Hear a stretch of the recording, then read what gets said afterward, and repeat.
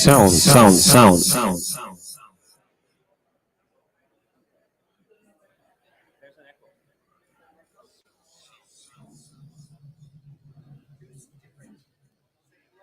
Hello. Hi. Is there an echo? Hello. Hi.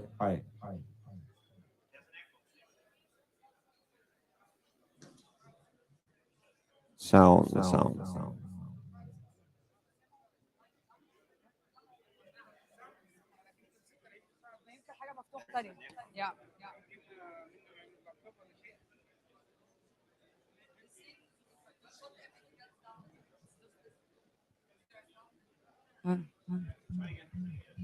Hello. Hello. Hello.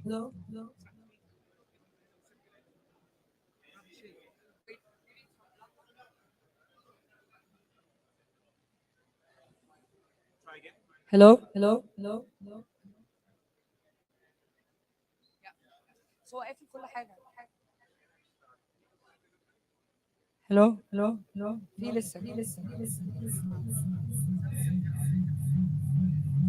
There's an echo. Yeah.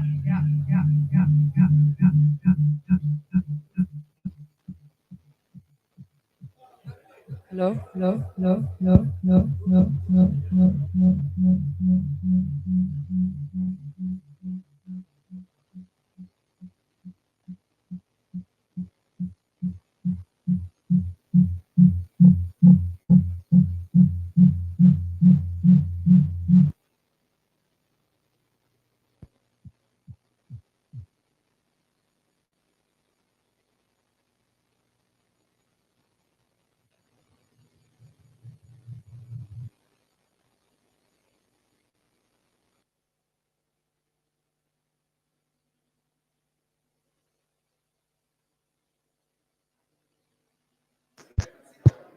Hello. Does that work? Hello. Hello, Julian. Hello. Hello.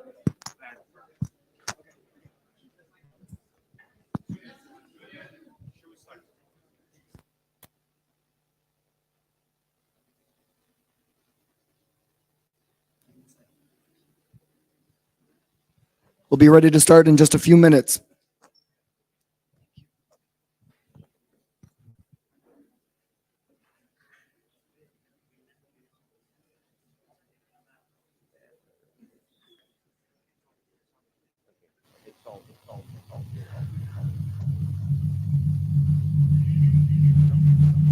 What happened?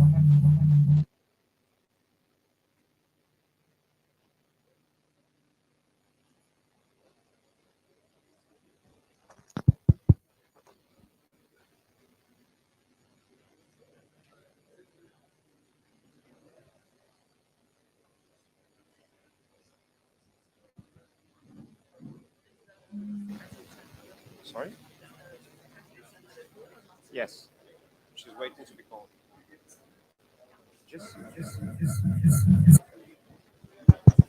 Hello? Sound.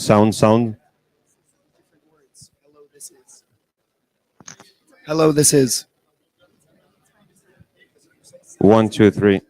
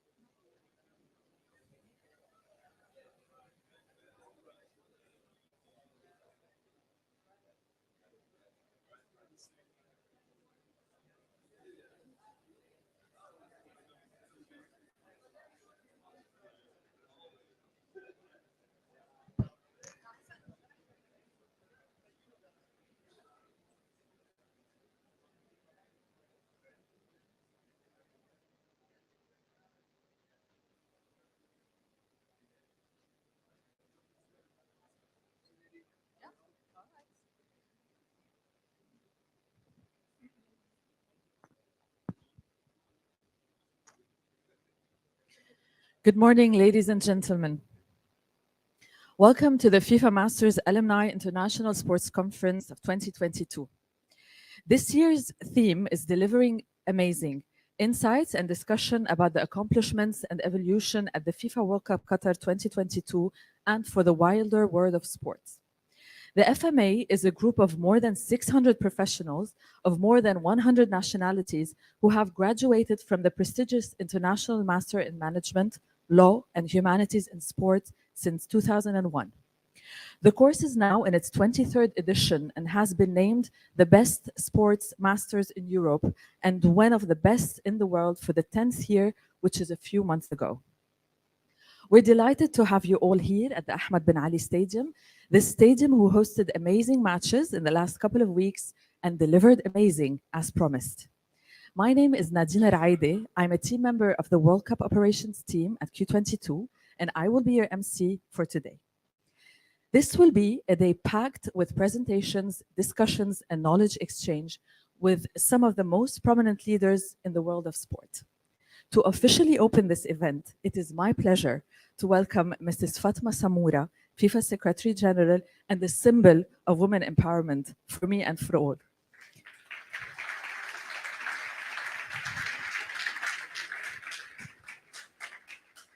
Bonjour tout le monde. Good morning, everyone. Muy buenos días. Buongiorno. Ahlan wa sahlan. Assalamu alaikum. It's a great pleasure for me to be here, standing before you during this conference, and also at a moment where the eyes of the world are turned onto Qatar, this beautiful country. But before starting my speech, I would like to recognize here the presence of Pierre Cornu. Pierre, thank you for being here. Also, Julian Smith, whom I just met, and is the president of this FIFA Master Alumni. My colleague Nasser Al-Khater, my friend and my brother, who has been really the engineer behind this World Cup for being the CEO of the FIFA World Cup, and as well as so many familiar faces. And of course, Nicolau is one of them for having been one of my staff. So I would like also to take a deep breath and appreciate so many things that have happened. 56 games have already been played, and some of the most fantastic ones in this beautiful stadium. We have had an opportunity to appreciate the skills and the passion here in Qatar. The Qataris have opened their arms to the world and to the fans. This World Cup has been certainly one of the most inspiring one, for being the one that has been held for the first time in the Arab world, but also one with a lot of polemics.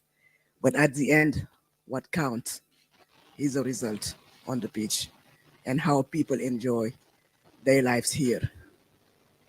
If we had to write the script of this World Cup, it would have been impossible because of the number of dramas on the pitch, but also the joy that it provided to all of us. I'm sure we will all go back home with the memories of this Kenya man that was always saying, Metro, Metro here, direction. And then also, where is Messi from our Saudi fans? But today you are here to exchange knowledge and also ideas. And I don't know a better platform to do that. People are coming from a large number of countries to attend the World Cup, but also I heard about 150, 180 alumni being present for this conference, meaning that you will be making long-term friendships during this conference. And we have already welcomed in this beautiful country close to 2.5 million people. But the figure that I would like to share with you, because this World Cup has also beaten many records. An average of 51,000 people have attended each of the 56 games so far. So meaning in terms of figures, will be even a record-breaking World Cup. And thanks to all of you here present. And of course, I would like to take this opportunity to commend each of the confederations on the quality, the skills, and commitment of the 32 teams in the competition. In particular, I would like to express my joy for the progression of the Asian Football Confederation, but also of my own continent's confederation for having progressed beyond the group phases, especially for Senegal, for Morocco, but also for Japan and South Korea, and of course, Australia. So more causes for celebration. And the FIFA Master Alumni Conference gives you an opportunity to come together and exchange knowledge. And this very important event provide also a valuable platform to improve collaboration and also discussion among sport stakeholders. Holding this conference also during the FIFA World Cup facilitate the sharing of best practices on topics such as sustainability, long-term impact on SDGs, sport leadership, commercial partnership, and the growth of women football. And as you all know, that is a subject that is very close to my heart. Because after this very inspiring World Cup, you are all invited to have the same celebration in exactly 9 months in Australia and New Zealand, where we also hope that many records will be broken. So today's connection and friendship will be made that will play important parts in your continuous development as alumni of the FIFA Master Program. And I would like to take a moment to highlight some of the highly talented FIFA Master alumni at FIFA. Over 40 of them have been directly working on the FIFA World Cup Qatar 2022 with FIFA, with Qatar 22, with the teams, with the participating member association, and all the service providers. So hello and kudos to Damien Mollard. Damien, where are you? Should be somewhere here. In the plane, okay. Natalie Valin. I hope that she's not back also home already. Patrick Castro, Matthias Tetamanti, and Boni Mugabe, but also Diana Iona, which is also in charge of running the Stadium Funds experience. We are very proud of the FIFA Master alumni who have contributed directly and indirectly to the success of this FIFA World Cup Qatar 22. And I'm sure that the FMA International Sports Conference 2022 will also be a resounding success and a further step in the advancement of football and sport in general. So without any further ado, I would like to pass on the stage to the next speaker, and I wish you all a successful event, a very productive conference, and a fantastic time during the rest of the FIFA World Cup. Thank you very much.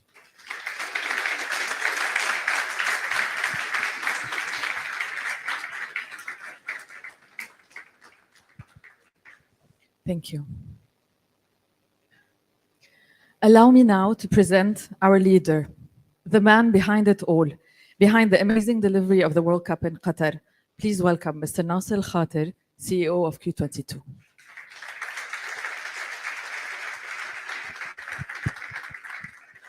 Thank you, Nadine. Madam Secretary General, ladies and gentlemen, first and foremost, I would like to welcome you all here in Qatar. Welcome you to the 22nd edition of the FIFA World Cup. Madam Secretary General basically covered all the points that I wanted to cover. So all I would like to say is I hope you have an enjoyable time here in Qatar. I hope you enjoy the culture of the Arab world, the Middle East. Furthermore, I would just like to say that I've been working on this project for 13 years. And like Madam Secretary General said, if we were to write a script of how we want this event to turn out, then I can safely say that it has exceeded our expectations. All the hard work and the planning that went into making sure the success of this event, the biggest challenges were obviously what everybody knew, the size of the country, and being able to host 32 teams and the fans of these 32 teams. With all the modeling, with all the plans, you never really know how it's going to turn out until the fans and the teams descend on the country. We've been pleased with the results that we've seen so far, on and off the pitch. We've seen some incredible football. Everyone was hoping that because of it happening in November and December, in the middle of the season, that the players will be a lot more ready than they usually are at the end of the season. And we've seen that being proven on the pitch. We're looking at going into the quarterfinals now with some very big games ahead of us. I hope you've had time to enjoy some of those games. And if not, I hope you have time to enjoy the quarterfinals, semifinals, and the final. You have a long day ahead of you, packed with a lot of discussions, presentations. I wish you all the best. The team is here. Myself, I'm here for anything you may need. And hope you enjoy your dinner. And I know that you also have plans for something after dinner tonight. So make sure you have fun. For those of you who are coming from cold countries this winter, enjoy the sun, enjoy the temperate weather, and good luck for the rest of your stay. Thank you.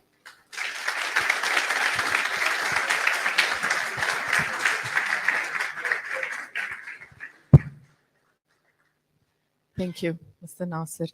Our next guest is Monsieur Pierre Cornu from International Center for Sports Studies, CIES President. Monsieur Pierre.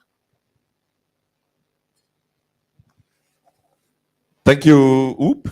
It's quite loud here. Thank you very much, Madame la Secrétaire Générale de la FIFA, Mr. CEO of Qatar 2022, Mr. FMA President, dear speakers, dear FMA members, dear guests, dear friends. It's a great honor and pleasure for me to say some words to you on behalf of the CIES. I'll try to keep my remarks quite short because for me, it's just about saying congratulations and thank you. Congratulations first to FIFA for being such a great organization that is extremely successful at promoting football from World Cup teams to amateur and junior teams, male and female, all around the world. Congratulations also for delivering an amazing and thrilling World Cup with great games, very well refereed, I would say, which is not always the case. I mean, we can probably underline this, no controversies about refereeing, which is very new to me. I've been playing football since 1966, I guess. And there were times it was quite different. This time it works, and it works well. I would also like to say a sincere and big thank you to FIFA and its President and General Secretary. It's now 27 years, which means from the very beginning that FIFA is by far the most important and generous partner and sponsor of the CIES. This support has recently been renewed for the years to come. Merci, Madame la Secrétaire Générale. And we can continue to develop our activities, in particular in organizing the FIFA Master, the FIFA CIES Executive Program in Sports Management, and different other programs for the education of sports, or specifically football executives all around the world. For all of this, merci beaucoup, Madame la Secrétaire Générale. Et je vous prie, bien sûr, de transmettre aussi notre profonde gratitude à notre et votre président Gianni Infantino. Congratulations, of course, also to the Qatar 2022 committee, because organizing a World Cup in a small country was quite a challenge.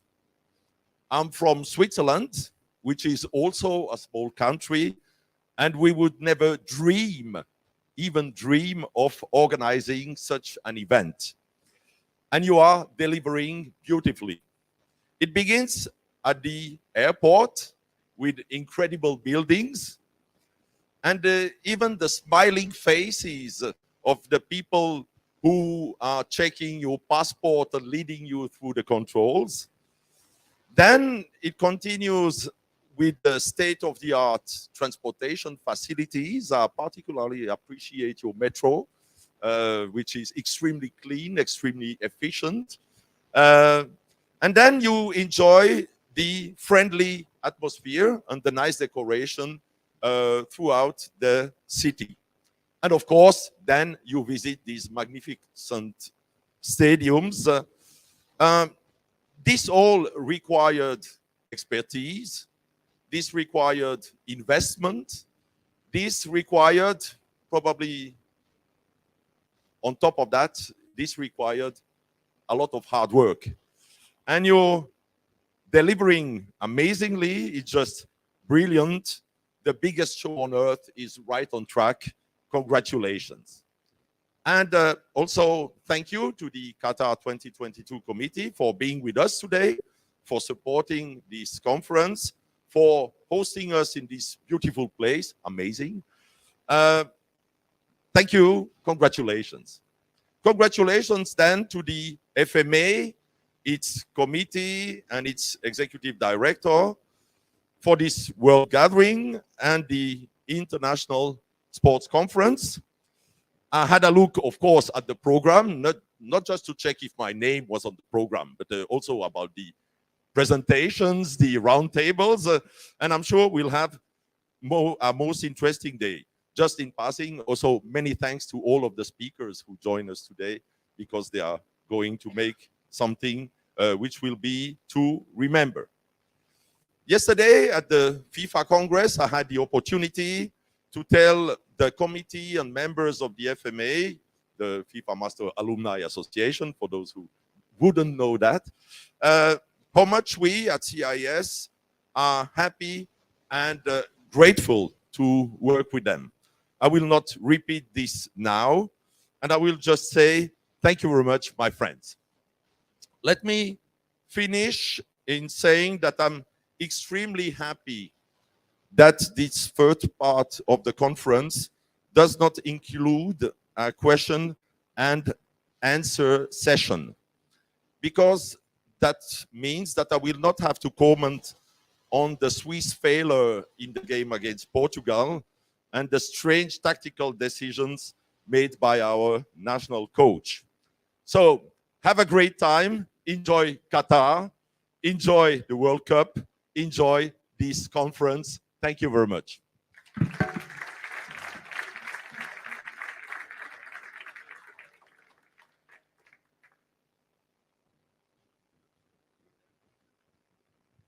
Thank you. All right, so now we're gonna move to our last but not least speaker, Mr. Julian Smith, FMA President. Please join us. Thank you very much. Well, everyone, it is an absolute joy to welcome you on behalf of the FIFA Master Alumni Association to this International Sports Conference. As you can see, my voice is a little bit low today, so please bear with me.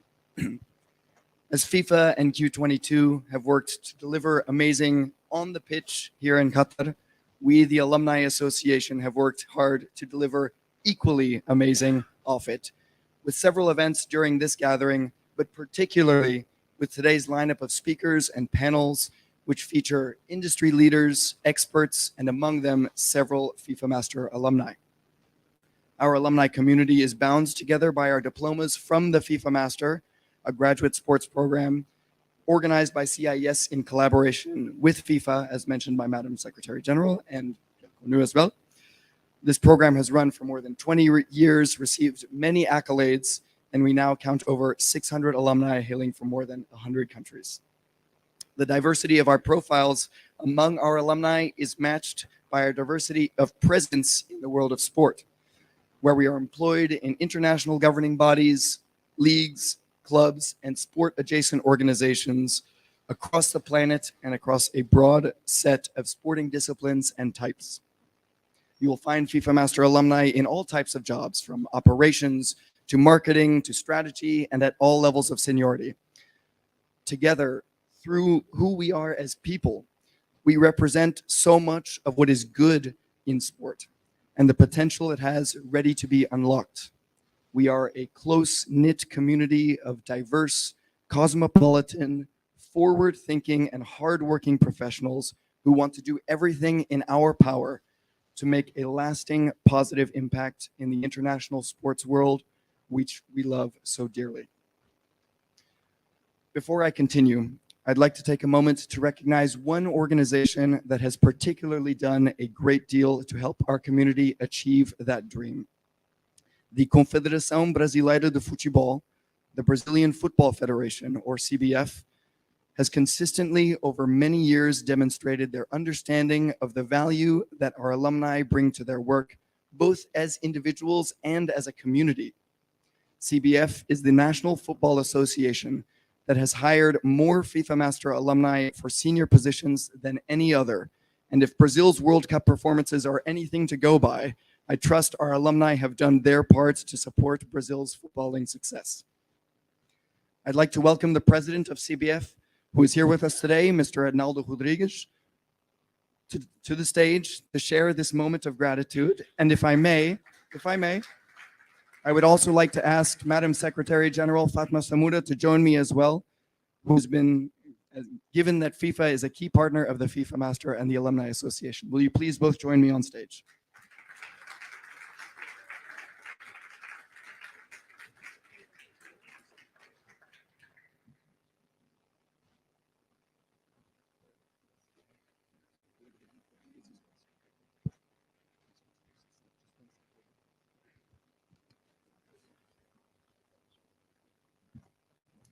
If you will permit me, I will offer these comments in Portuguese as a transliteration of my previous comments. Bom dia a todos. Oferecemos esta homenagem como reconhecimento de que a CBF é atualmente a associação membro da FIFA que mais valoriza a formação académica de excelência do FIFA Master em seus quadros, destacando-se neste momento o presidente da Federação de Futebol do Espírito Santo, Gustavo Oliveira Vieira, o diretor de competições, Júlio Avelar, o diretor de registros e transferências, Enio Gualberto, o gerente dos projetos, Ricardo Leão, o executivo do escritório de projetos da CBF na FIFA, Nick Lau, o executivo do escritório, o acessório jurídico da presidência, Pedro Trengraus e Alexandre Miranda, a supervisora da seleção feminina, Stefania Lacerda, o principal executivo da CISO, Carlos Eduardo Ferreira, que presta serviços de assessoria de marketing à Série A, entre outros que se destacam no futebol brasileiro, como Ulisses Bracciani, advogado da Sociedade Esportiva Palmeiras, e José Cândido Bulhães Pedreira, vice-presidente jurídico do Clube de Regatas Vasco de Gama.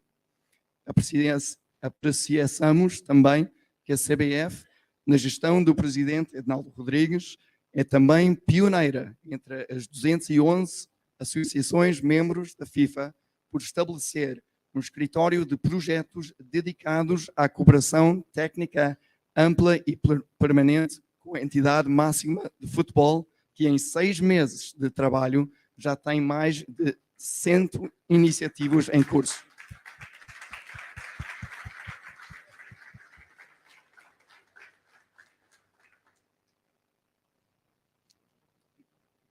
Senhor Presidente Rodrigues, quero lhe agradecer do fundo do meu coração por toda a confiança que a CBF tem na nossa comunidade dos FIFA Master Alumni. Tenho muito prazer em apresentá-lo com este certificado como um pequeno gesto da nossa apreciação. Convido também a secretária-geral da FIFA, Fatma Samoura, para comemorar este momento como um parceiro-chave da FIFA Master e Associação de Ex-Alunos. Muito obrigado.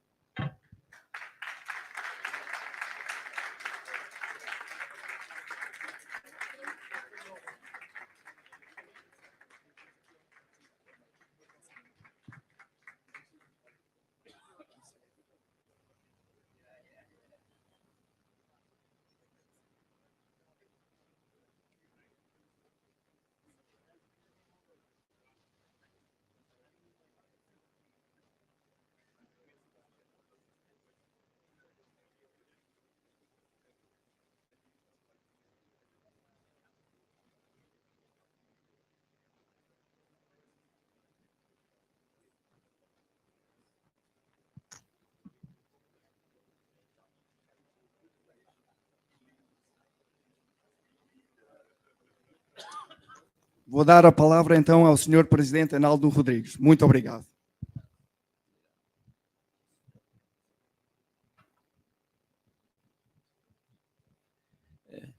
Bom dia a todas e bom dia a todos. Eu quero saudar a todos aqui, membros da FIFA, o presidente Gianni Infantino, através da secretária-geral da FIFA, doutora Fatma Samoura, e todos os membros aqui presentes da FIFA. Eu quero também saudar a todos os nossos colegas presidentes de federações, vice-presidentes, presidentes de clubes também nacional que aqui estão presentes, e também os colaboradores da CBF aqui também presentes. Quero saudar a todos os meus familiares, através da minha esposa Rita Galvão, aqui também presente, e quero também saudar todos os outros que fazem parte aqui desse encontro tão importante que é a Copa do Mundo no Qatar, e parabenizando de imediato a todos aqueles que têm contribuído de uma forma direta ou indireta para o sucesso da Copa do Qatar. E saudar também a imprensa escrita, falada e televisada aqui presente. Eu queria dizer que recebo essa homenagem com muita alegria. É o reconhecimento do compromisso que sempre tive com a excelência na minha vida. Venho de origem humilde, enfrentei muito preconceito, luta a vida inteira contra o racismo. E continuo lutando. Sempre tive que estudar mais, trabalhar mais que todos à minha volta, por conta de discriminação. Sei a importância que o estudo tem para a vida profissional e para a formação do caráter das pessoas. Tenho certeza de que o único lugar onde sucesso vem antes de trabalho é no dicionário. Sempre busquei trabalhar com os melhores. Desde quando assumi a presidência da Federação Baiana de Futebol, o FIFA Master esteve presente, exatamente através do Dr. Pedro Trengauzi, que foi superintendente da Federação Baiana de Futebol. Agora, na CBF, não poderia ser diferente. O FIFA Master, criado há mais de 20 anos pelo próprio Gianni Infantino, à época secretário-geral do Centro Internacional de Estudo do Esporte, é o maior celeiro de talentos para a gestão do futebol no planeta. Espero poder contar ainda mais com essa rede de profissionais do melhor mestrado do mundo nos desafios para pacificar e purificar o futebol brasileiro. E para isso, anunciamos hoje o compromisso de viabilizar bolsas de estudos para que cada vez mais brasileiros possam ter acesso a essa formação tão privilegiada. Estes profissionais nos ajudarão tanto nas questões internas no Brasil, quanto no firme propósito de internacionalização do futebol brasileiro. Não por acaso a CBF é a primeira associação membro a estabelecer um escritório de projetos dedicado à cooperação técnica permanente com a FIFA. E nestes primeiros meses já temos 104 iniciativas mapeadas em andamento. E dizer que essa homenagem eu divido para todos aqueles que têm nos ajudado a ter uma Confederação Brasileira de Futebol séria, transparente e que não se repita erros do passado. Não pode ter mais ou menos transparente. Tem que ter transparência total. E com isso teremos e tenho um compromisso com a FIFA, principalmente com seu presidente, Gianni Infantino, onde em Conmebol tem comissões, tem membros em comissões, em FIFA tem membros também em comissões, e que não representam a transparência de momento da CBF, vamos combatê-los, vamos tirá-los. Não tem condições de ficar em um meio termo. E assim também dentro da nossa instituição. Não tem como ter dois lados. Tem que ter um lado e o lado da verdade, o lado da transparência. Portanto, eu agradeço esta homenagem e por todo o apoio que temos tido da FIFA e também do FIFA Master.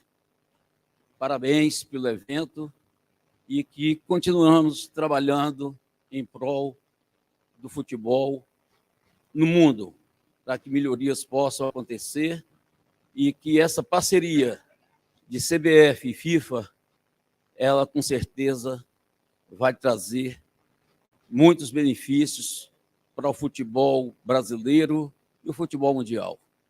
Agradeço mais uma vez ao presidente Gianni Infantino, na pessoa da competentíssima secretária-geral Fatma Samoura. Muito obrigado.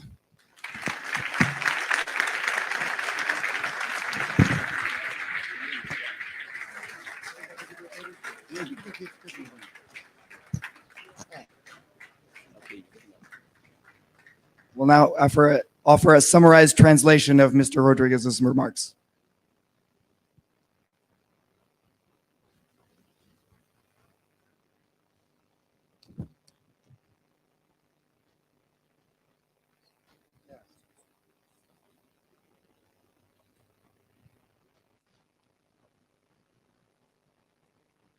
Good morning. As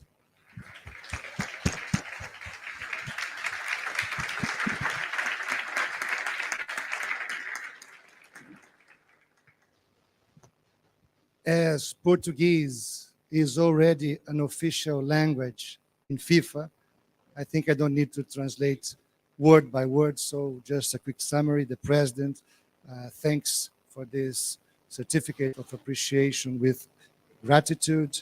He says he comes from a humble origin. He has fought prejudice and racism his whole life, and he sees education as a key to everything in life, not only the professional life, but also the character of a person.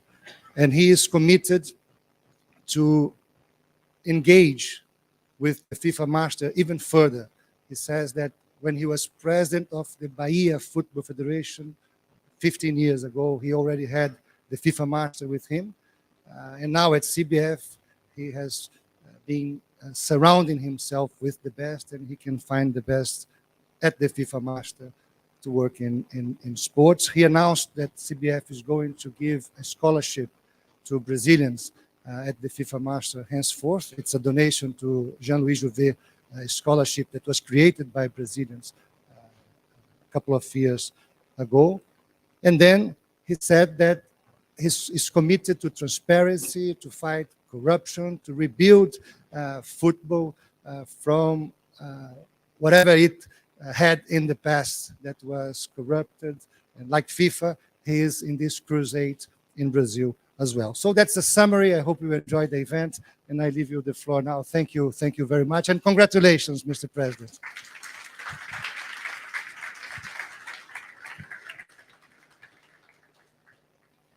Well, now let's turn to this event. I'd like to reflect a moment on what brought us here today. FIFA's vision under the leadership of President Infantino and Secretary General Samoura is to make football truly global. And hosting the World Cup in the Middle East furthers that goal. Given the members who make up our Alumni Association and what we represent, I am confident that every alumni member would concur with this vision, and on behalf of our members, I would like to affirm to you, Mr. President and Madam Secretary General, that our community is not only able but ready to contribute to making sport truly global. But what does this entail? At this vision's highest ideal, it starts with what we're doing in this room, bringing sports to new host countries, elevating the unparalleled platform of the World Cup, not just to maintain this vision, but to examine, challenge, and strengthen how we go about achieving it.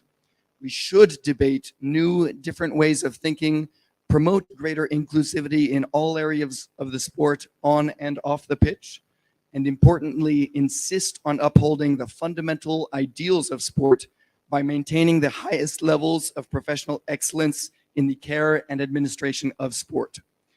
Over the course of this event, we've organized a program that will address subjects ranging from sustainability in sport to women's football to a new generation of sports leadership.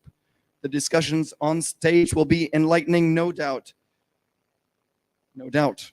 But I encourage you all to please use today's events to engage with each other on how we can enhance sport together, particularly with our alumni who are driven by our experience in the FIFA Master and the Alumni Association to achieve that important vision.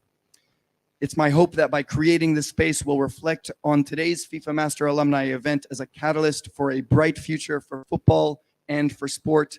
I ask you all to please do your part today to make that future reflection a reality today. In closing, I'd like to thank you all for being here and hope you enjoy the event, which could not have been delivered without the support of the Qatar World Cup Organizing Committee, FIFA, and CIES. And we thank them for their commitment and presence here today. Please join me in welcoming their representatives who are here to the center with a round of applause so that we can commemorate the start of this great event.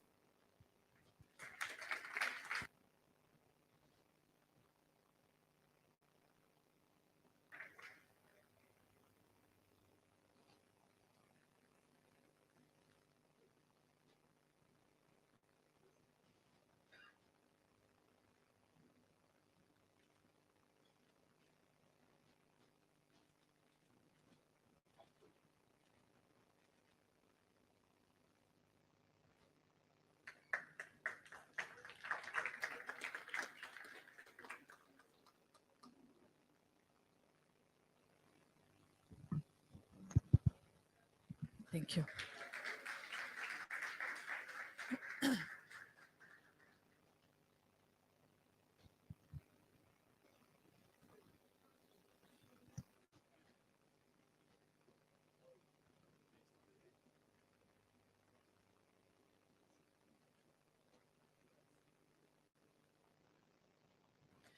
Thank you very much for the opening words. We will continue the day with our sessions. So the first session for today, the topic of the first session is Delivering Amazing. This session will dive deep into the innovations that make the FIFA World Cup Qatar 2022 both a singular once-in-history World Cup as well as a standard for many World Cups to come. Before we start the session, allow me to introduce Mr. Ricardo, the DCEO of Operations at Qatar 2022, to give a few words before we start the panel. Thanks, Nadine. I'm very directly to the point, just to start, and good morning, everyone. Before presenting our first keynote speaker, Jassim Al-Jassim, one of the best professionals I ever worked with, and as the CIES representative of the FIFA FGV CIES Executive Program and Sport Management in Brazil, and also here as the World Cup Deputy CEO, I can tell how important it is for an event like the World Cup to leverage on professionals with top education and training in sports as you are. Qatar today is a watershed for all sports events to come in light of the international workforce involved in delivering the FIFA World Cup, deliver amazing, with many professionals from the FIFA Master Alumni. Last but not least, I would like to thank some FMA members, Pedro Trengaus, João Frigério, and Rally Armani and Nick. Proud today, Rally, with Morocco. Yeah, very proud. And of course, my boss and my leader, Nasser Al-Khater, CEO of the World Cup, to have embraced this idea last year to bring this event to this beautiful stadium, Ahmad bin Ali in Qatar. Also important to say thanks to all the people that are involved here, the people from the venue managers here, Apos, Angie, Nadine, and also the support of CIES, the President Pierre, Roland, and Swanson here also with us. You know about the importance of this conference, traditionally taking place in the World Cup since 2014. This is so important for improving the standards of sports in an academic and practical level. And then let's listen our friend and colleague here, Jassim Al-Jassim, our CEO, Chief Operation Officer, Key22, who really lead this project as a professional who has the knowledge, the skill, but also knows so well his own country. Jassim, the floor is yours, please.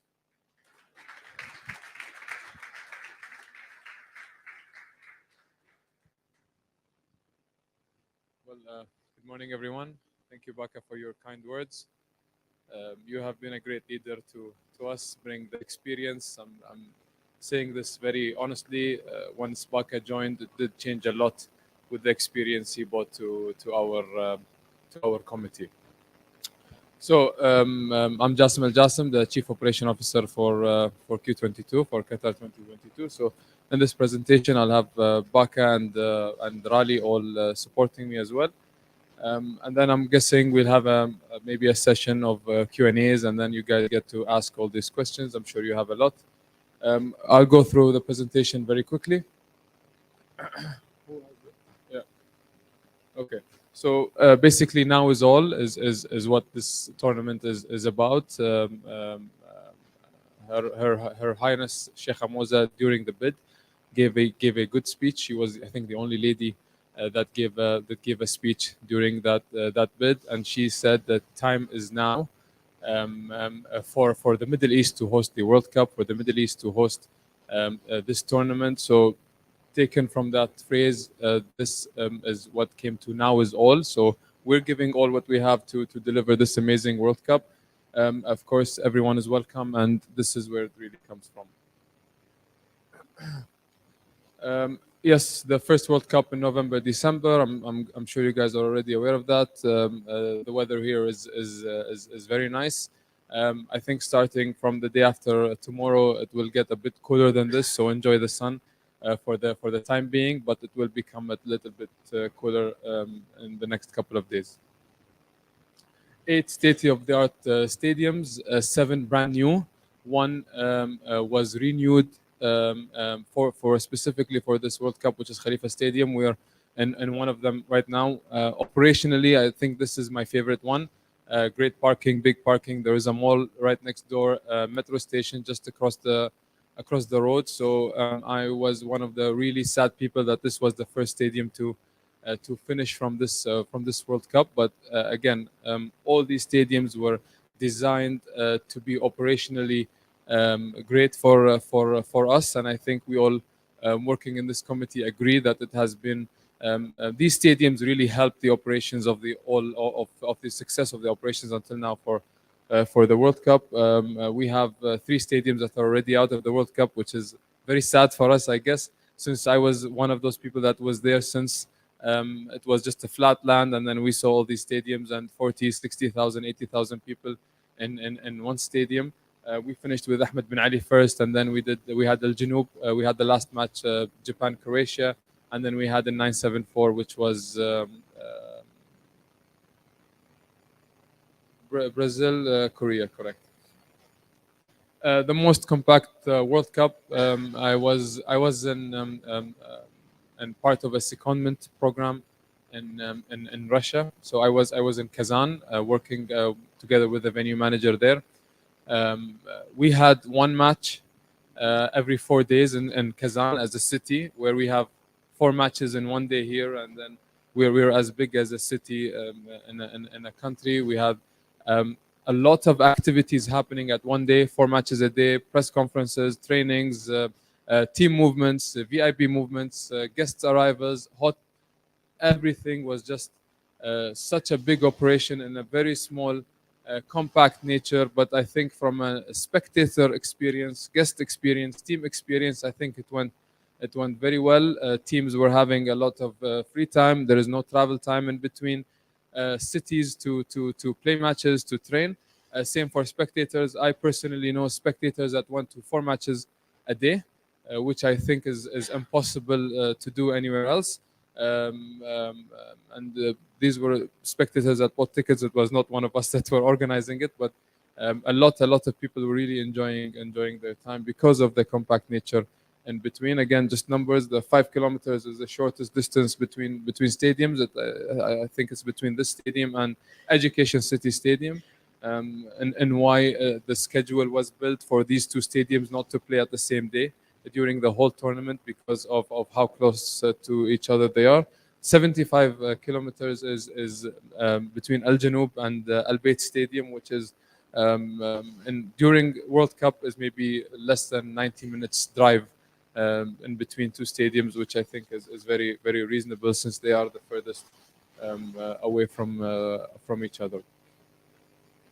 Elastic sustainable legacy. Of course, everyone can go to the website to look at the sustainability legacy report. But from day one, we wanted to make this World Cup a very sustainable World Cup and a sustainable legacy to stay after this World Cup. Over 168 official sites to be operated. Of course, it's much less now because of we're in the quarterfinal, but it's a really, really big operation. It's a big team, and again, a very compact nature World Cup. We're speaking about from stadiums until training sites, airport, hotels, every single site that was operated during this World Cup. I'm very glad to say that we really have a very, very good team that really delivered, I think, these official sites. It's a lot calmer now than it was on the 20th and 21st of November, but we're still focusing on the remaining sites to be completed successfully. Of course, 90 plus fan activations. The biggest probably is the Fan Fest, which is in Al Bidr. I think a couple of days back they marked 1 million visitors for the Fan Fest, FIFA Fan Fest near Al Bidr. And then we have all these areas which I really hope that you guys have the time to visit. Not all of them, but at least most. I think Souk Waqif is or the souk is where everybody's really going. All the spectators are going. So I really advise you guys, if you have time to visit and look at get this sense of culture here in Qatar in the souk, which I really think you will enjoy. Football facts, as Mr. President said yesterday, it was the best group stage ever. I think it was, at least for me, the only World Cup where I haven't seen a team gain all 9 points. So from a competition perspective, I think it was really well. There was a lot of surprises, and there was a lot of nice goals, nice matches as well. First time FIFA World Cup playoffs will feature teams from all continents in the knockout phase. It's not in the quarterfinals anymore, but it is a good thing to mark. Group winners also from 4 different confederations. Morocco tops group for the first time in a Club World Cup. Japan, Australia, Korea. Just a lot of numbers that are not really related to our operations, but it's good to have as a historic moment for this World Cup. Always will be remembered that in Qatar 2022, all of these things happened here. For Hayya, of course, I'm sure all of you are aware of Hayya. We have over 2 million applications received.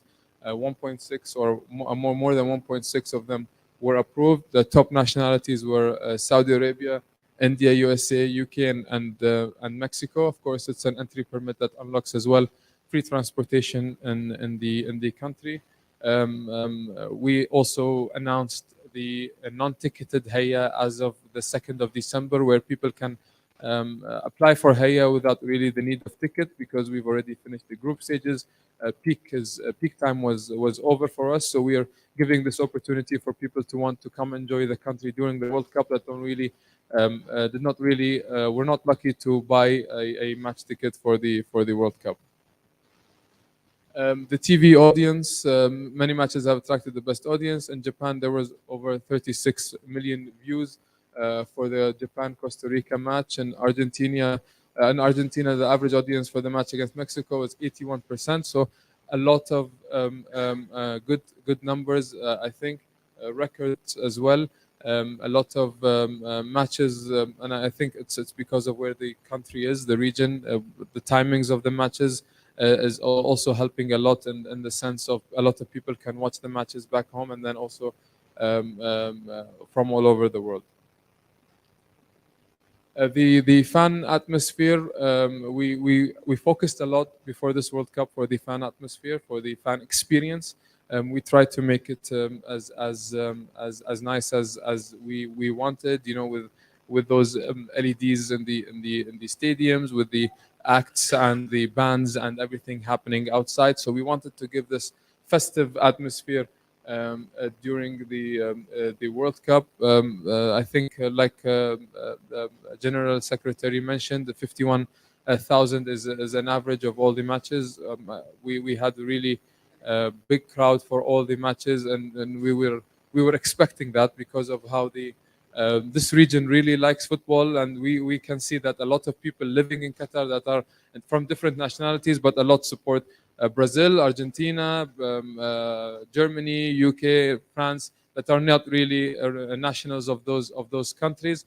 Maybe because a lot of those people did not have the opportunity to see their country play in the World Cup, so they would find a big team, or maybe a big name that they will try to cheer for during any tournament. The fan festival opens from 19th of November until the 18th of December. Of course, very big giant screen, and I really think you guys should visit if you have the time. Again, we marked over 1 million visitors for the last couple of days. Big music stars that were already there, and then also upcoming in the future. Transportation was, at least for myself, my biggest, I wouldn't say concern, but my biggest fear in this World Cup. But I think the infrastructure that this country built, the planning that happened all these years, I think the result at the end was very pleasant for us. Moving around the country, you don't really feel from a transportation perspective that there is a World Cup happening, which is a very good sign. We can move in between stadiums very easily. I think the metro is the star of the tournament in Qatar for sure. I don't have the numbers on me, but for Lusail, for example, out of 80,000 spectators, I think it was around 60,000 that were using the metro to attend the match in Lusail, and then also we have the Lusail Boulevard next to it. So from a transportation perspective, I think this is where the big chunk of work that really had very good planning, and then we saw, I think, a very good results. The buses as well, a lot of public transportation that is free for spectators, but worked very well and to get those people into the stadiums. Again, the metro and tram is around 9.19 million passengers until the group stages, which is around an average of 707,000 usage of the metro, which is a very big number. Teams, of course, 32 teams, all had their own training site, all had their own team-based camp. 3,321 transfers in total. Escort movements, 1,729, including kitmans and escorted transfers. 441 training sessions in total, and this is in course of 17 days, which is a lot of work. We have a transportation operations center back in the DEC, where is the kitchen of all of this happening. We have a very a big transportation team, as you might assume, that is the engineers behind doing all of these movements. The main media center is one of those venues that I'm personally very proud of. It's in QNCC. If you guys haven't visited, I really think that maybe we should arrange a visit for you guys to go and see. It is for the first time we have a main media center because of the compact nature, obviously, of the World Cup, that all the media can be in one media center, and then from there move to the stadiums, and then there is a metro, and there is also shuttles back and forth from the stadiums. Also, the IBC is there, the International Broadcast Centers center that is also very big. We started bumping since April. We have, I think, over 12,000 people attending daily there, with a lot of things that we try to give media for them to be very comfortable around.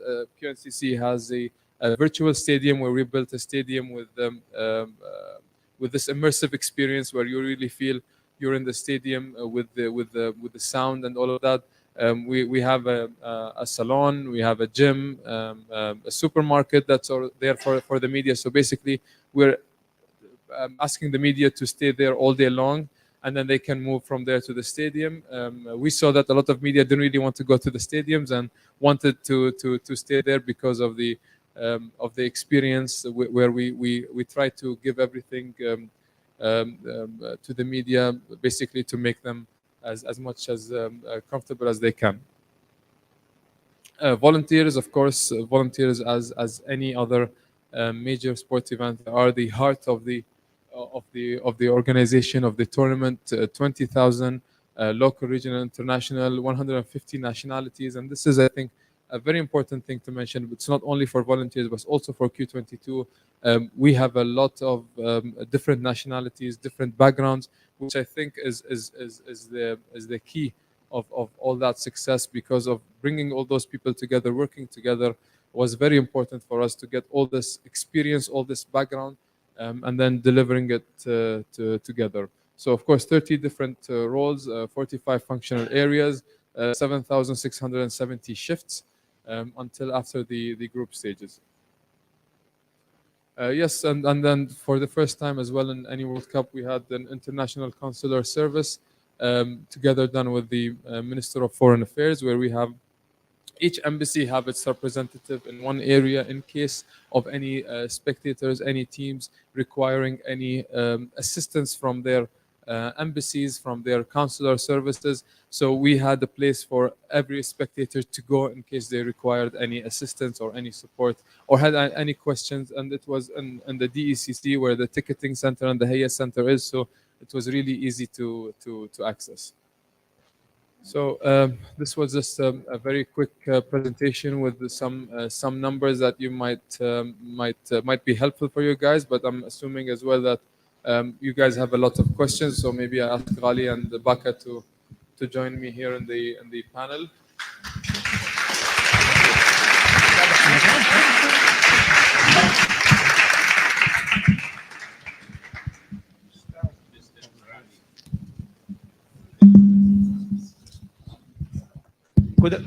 Could I start with one question very quickly to Jassim?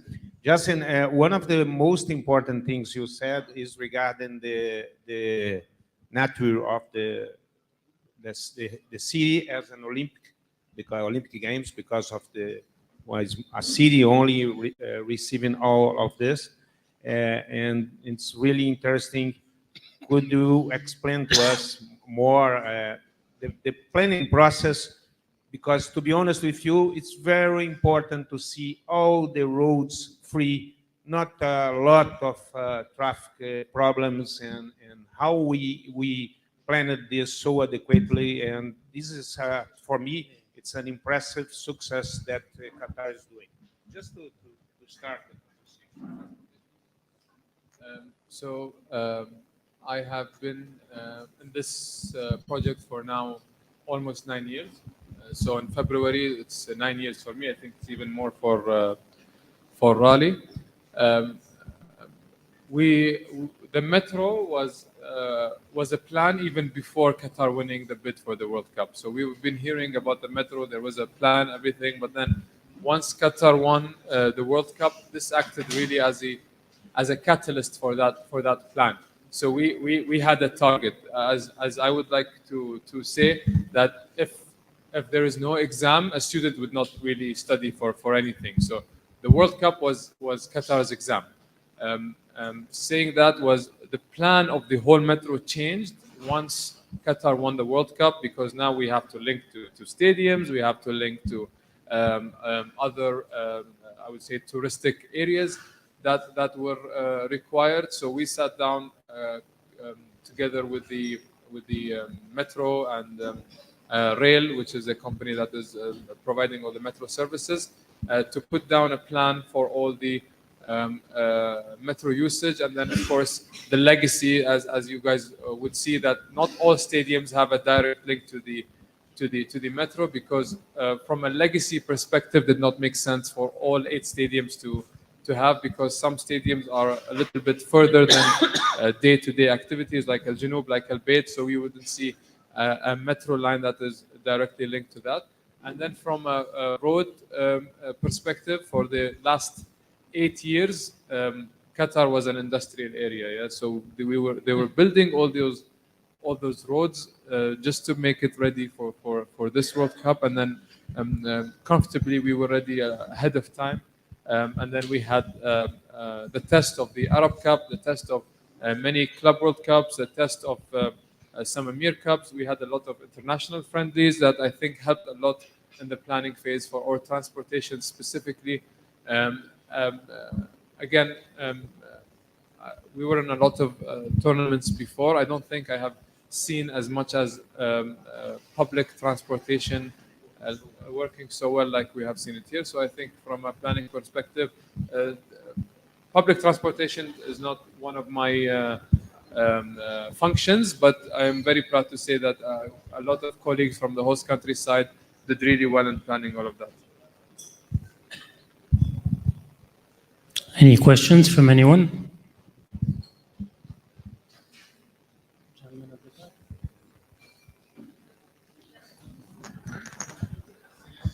Yeah, go for it.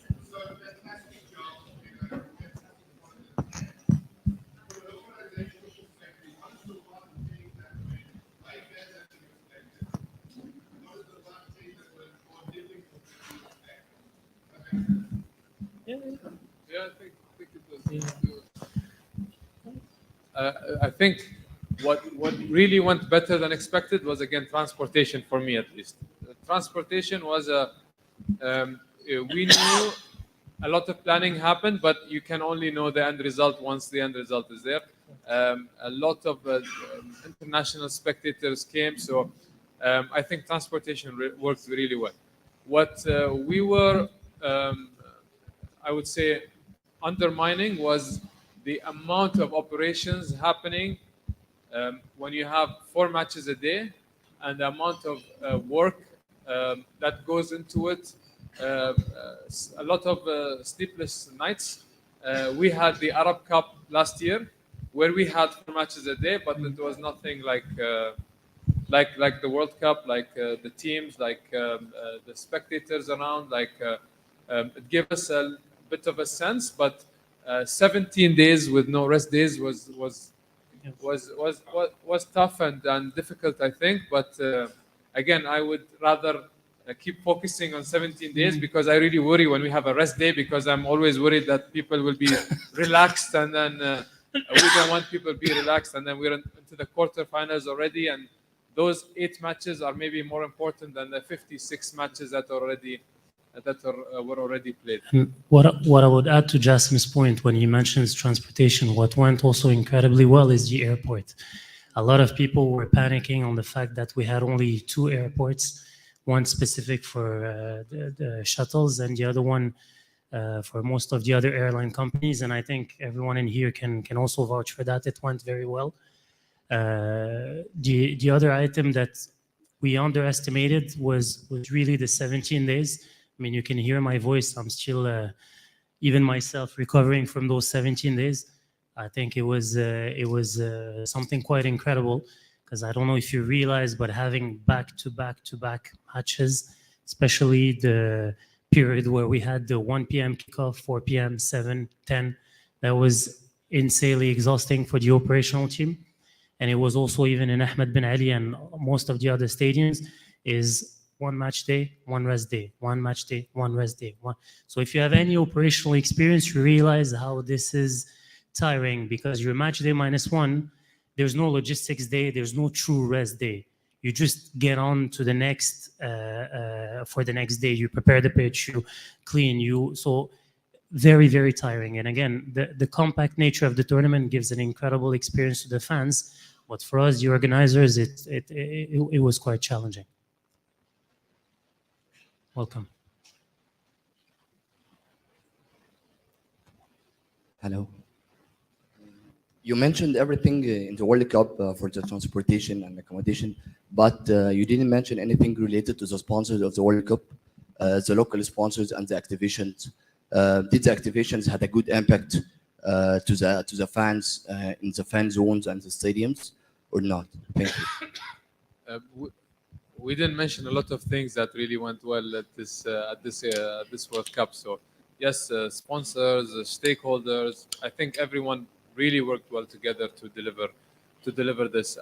I don't like to say successful because we're not done yet, but until now I think we're on the right track to go into the right direction to then be proud of what this country has done for this 28 days. But again, a lot of people did a really good job.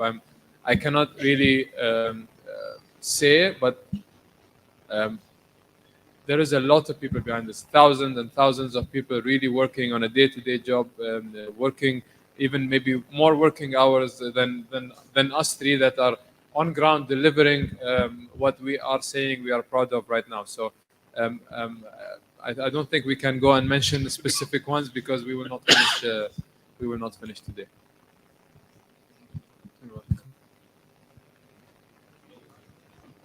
It's okay. Congratulations, you're really delivering amazing. Maybe it's a kind of doubt that I have. You are like the local organizing committee and you're basically the intermediaries between FIFA and the local country. I believe that in the future World Cups, FIFA is trying to be actually like going into a country and you won't have an intermediate. So given your experience, what do you think, or what problems could be in the future World Cups to come? Thank you, Mario. I still can't believe Peru didn't make it. The model that we're using in the model that we're using in 2022 is actually a hybrid model. It's not a pure LOC model, because Qatar 2022, the organization we're part of, is 51% owned by FIFA. So it's already a joint approach that will be probably replicated in the US, but it's a bit technical, so I will not get into this because it's a different. It will be a different operating model. The US being quite ready, having massive venues already with turnkey processes and with a different operating model. So in short, I will tell you that we're already operating as one vehicle. There are three distinct entities, if you want to look at it this way. Of course, FIFA, there's the Supreme Committee for Delivery and Legacy, which is state-owned and which owns all the infrastructure and developed all the 8 stadiums and all the various facilities that my colleague Jassim has presented before. And then you have Q22, which is a joint venture between the Football Association, because they are the ones who signed the hosting agreement when we won the rights of hosting the World Cup back in 2010. And FIFA, basically, that created this entity to be basically the link between the Supreme Committee and FIFA. Hope that answers your question. Just to add, it's really like this. It's different from Brazil, for example, or for Russia, where we have the LOC very well established. Here, no, it's the K22. It's 51% owned by FIFA, and FIFA is leading. They have people working together with us to deliver the World Cup, and of course, Supreme Committee is the entity who represents the host country and support all the structures that we need here. So just to add, I think a very important point. So every country has its different culture, different way of operating, different ministries, government entities, everything. So without the mixture of both, like the experience of world events and then the experience of the local organizations and committees, which is as important as having an experience in operating big events. One of them alone will not work. So I think this is where we did really well with FIFA. Yeah. So we as local people know the people around, know how to get things done, know who to call, who to speak to. And then they also know and they have the experience of mega events and working. So together, jointly with FIFA, I think the hybrid, as Raleigh mentioned, the hybrid approach at the end, I think worked really well. I'm not sure what is planned for the 2026, but I think it was a good experience for this one now. Great. Thank you. Good morning. I'm Bip Gautam, FIFA Master 7th edition alumni. I had two questions. I'm a bit greedy. The first question, Mr. Al-Jassim, you mentioned that you were in Russia and you spent time there learning about what they were doing. So I was curious to know, I presume there's people from Mexico, Canada, and the US here as well, learning about the best practices and trying to figure out best practices for the 2026 World Cup. So have you gotten any feedback from them? Are there things that they've really liked that Qatar has done that they wish to also take forward to future World Cups? So that was one of my questions.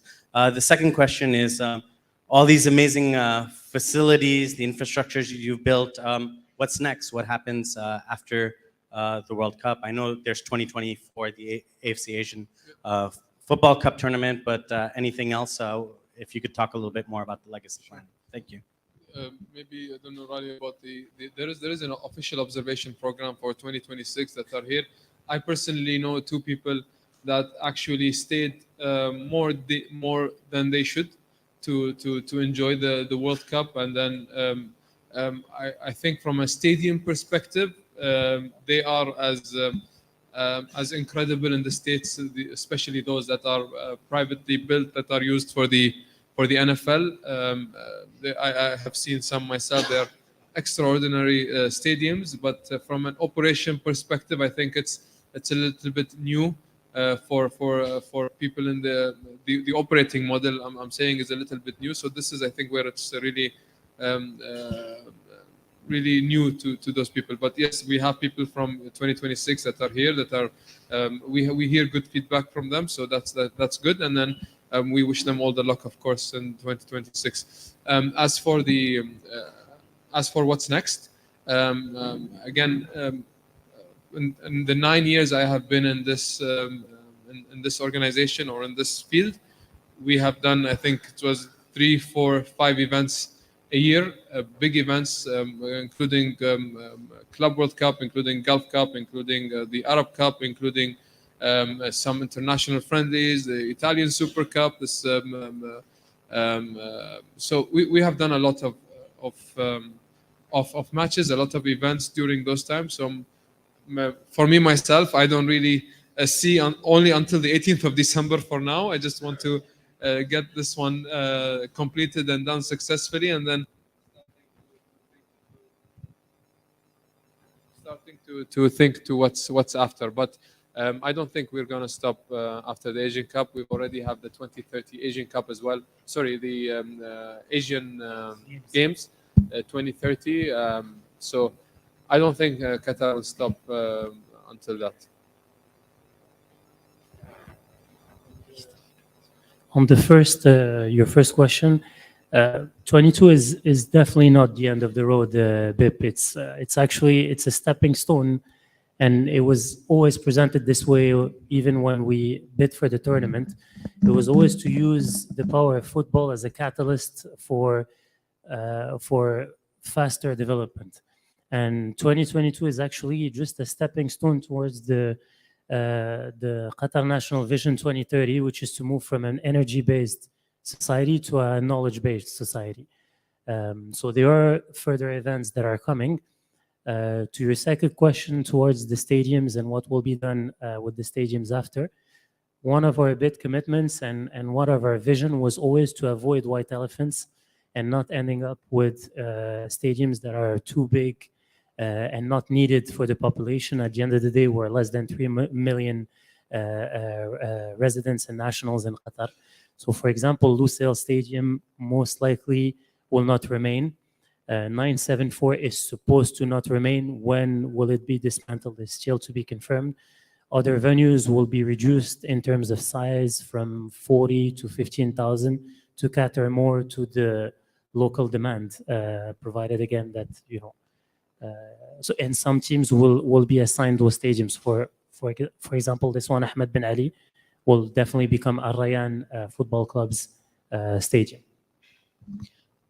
Excuse me, just for being time conscious, last two questions for this panel, please. Thank you. Hi, thank you, Mr. Al-Jassim, for your presentation. I'm Natalie Amato. I'm from the 16th edition, and I'm here supporting the Supreme Committee's communications team. I have more of a comment from the human side of what we've seen so far. So I've been to a few World Cups, and I think this one has been different in terms of the demographic we've seen. I've never seen the nationalities that have been here at the World Cup in Qatar, and I think that's one of the most positive things that I've seen during the World Cup. My question is, were you surprised by the integration of these different nationalities? Were you nervous? Are you happy? Just a little bit about what you've seen from a human side and the interaction between some of the new cultures that we've seen at this World Cup. Not surprised, no, but happy, yes.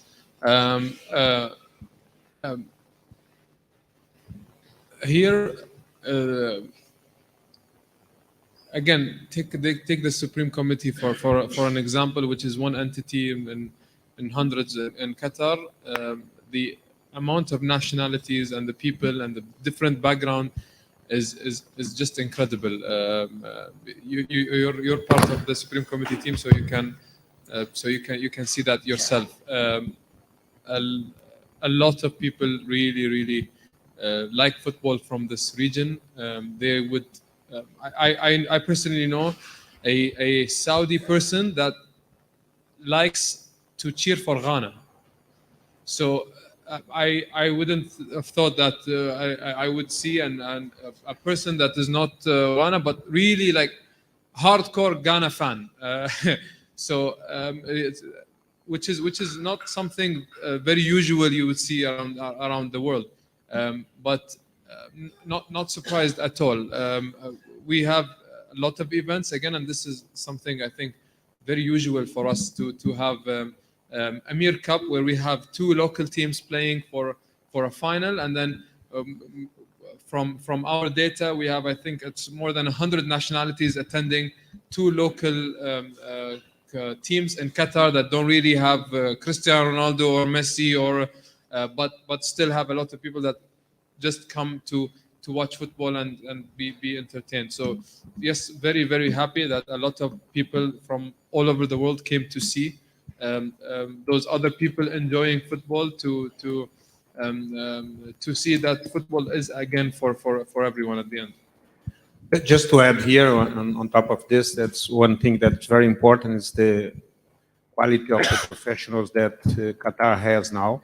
This is so important. They don't need a lot of expatriates, as we said, as international to help them, for example, to deliver the Asian Cup next year. They have had the experience, not only in football, you know, that you have the handball world champion here, beach volleyball, and another sports here. Qatar today has a knowledge very important, and I think they are ready to go. And to be honest with you, they receive it so well.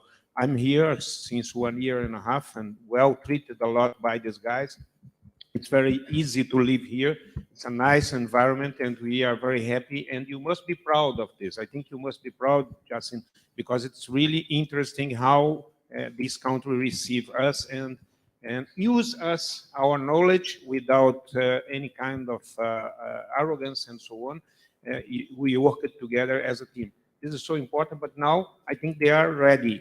And the knowledge that they have now, I'm not talking about only the World Cup, I'm repeating, I'm talking about the Clubs World Championship that they did and so on. So important. If I can give you my honest answer to your question, were we surprised? Absolutely not. I've been personally involved 10 years on this project, and you've seen me, I think many of you guys, every year presenting to the FIFA Master, mentioning, come to Qatar, see for yourself, and you will see the passion of the people. At the end of the day, it's the World Cup. It is the World Cup, and the people of this region deserve to have their World Cup, and they did. And thankfully, it's going amazingly well. I'm even a bit selfish. It's going incredibly well, even for me personally as a Moroccan. But again, but it is the World Cup. Last question, please. Hi, I'm from Mauritius, and I'm very happy to be here to represent my country, first of all, and also a proud FIFA Master Alumni 20th edition. And Raleigh just mentioned about coming to our class and talking about why we should come to Qatar. I was convinced since that day that I will come to Qatar as a volunteer or as a spectator, and I'm actually doing both. Very proud of that. My question is, moving forward, should we expect Qatar, or is a bid for the Olympics underway for 2036? Thank you. Yeah. I don't really have the answer for that, but knowing Qatar, knowing the country, I'm sure it is an option. Again, this is not something solid, nor it is news that I have, but it's my personal assumption is that I'm sure that it's part of the plan to at the end host the Olympics as well. But I think Olympics will be only Baka maybe can answer this now, because he's done both World Cup and Olympics. It's a totally different, from an operations perspective, might be bigger than World Cup because of all those athletes, all those sites. But from a spectator perspective of visitors, of all of that, I don't think that there is anything bigger than the World Cup, which is very, very sad, because after we're done, I know a lot of my FIFA colleagues and people that worked on mega events before are saying that there is a post-event depression phase. I'm really looking forward to my vacation after this, not the depression, but for the time being, we're only looking until the 18th, 19th of December, where the last two teams leave the country, and then we can a little bit think of what's coming next. Thank you very much, guys.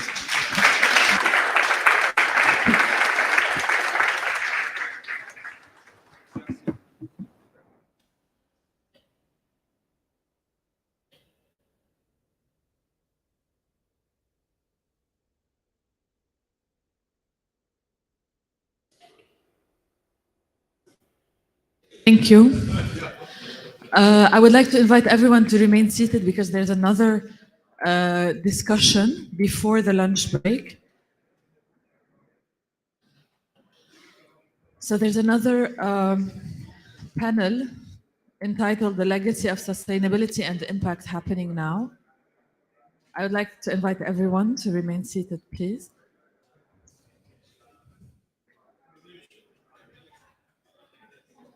Five minutes.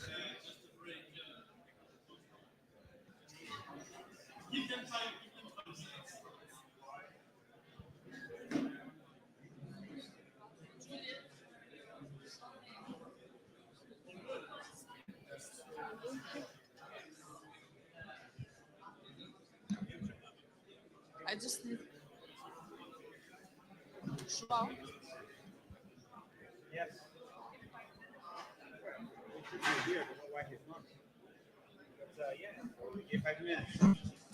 Okay, so we're going to have 5 minutes break before we resume the second panel.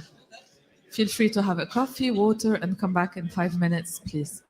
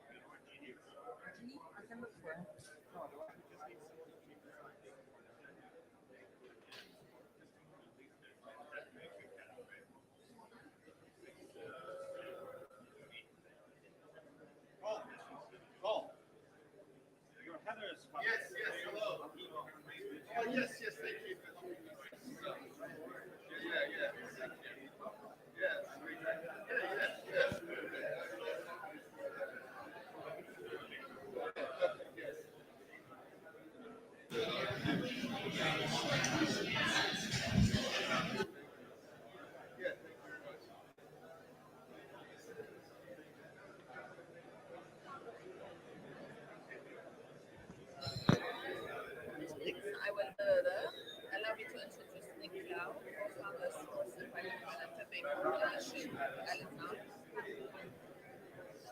It's a sport group. It's an FMA it was founded by several FIFA Master alumni. As an organization focused on sustainability and impact in sports. As an organization focused on sustainability and impact with sport. In sport.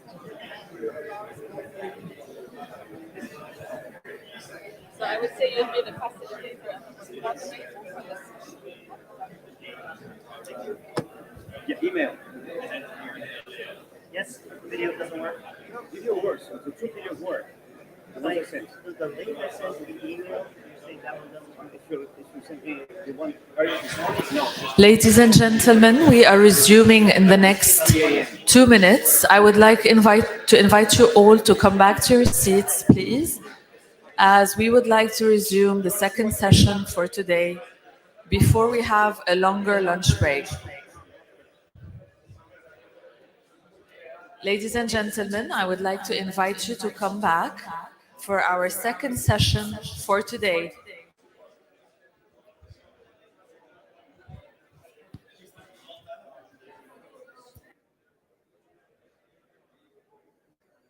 Christina, just saw this now.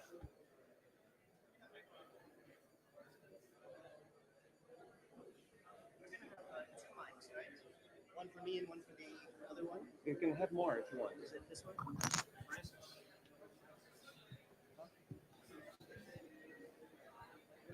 Okay, they're there. Okay. They find the mic. There's two there. So this is for questions if you want. I'm trying to get everyone back in the room.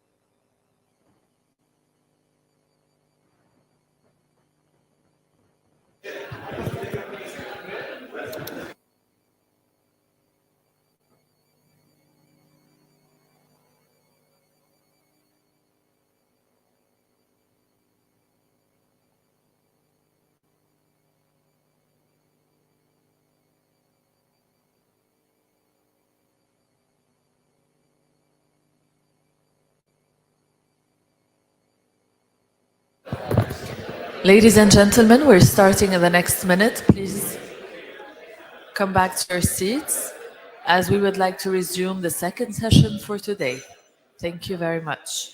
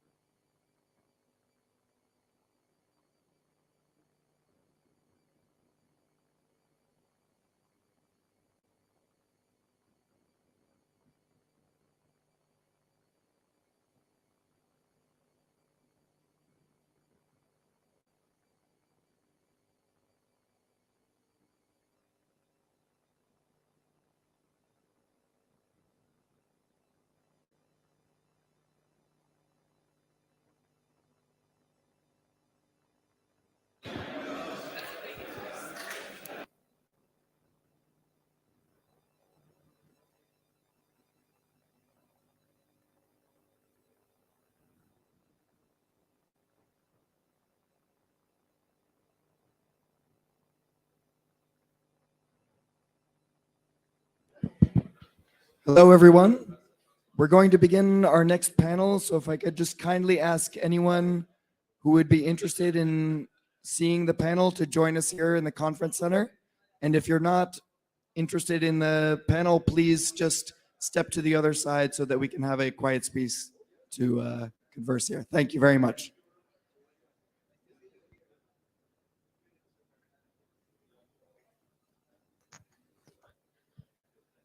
Thank you, Julian.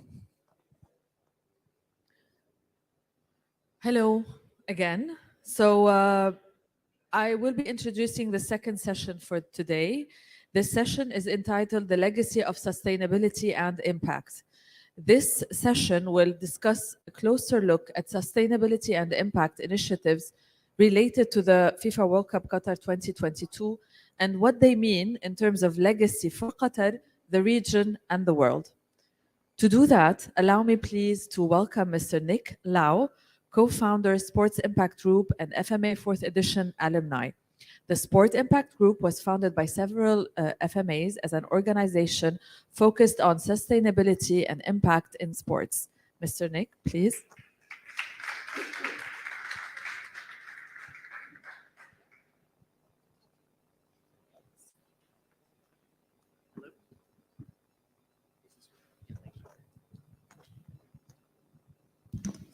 Hello. Thank you, everybody, and thank you for showing interest in this very important topic of sustainability and impact. Today, we have two very important and interesting organizations here with us. Important and interesting not only in the field of sport for development, but also in the context of this World Cup and Qatar. First, as per the program, we have a session with Mr. Nasser. Hello. We have a session with Mr. Nasser Al-Khori, Executive Director of the Generation Amazing Foundation. And I would like to ask Mr. Nasser Al-Khori to join me on the stage, please.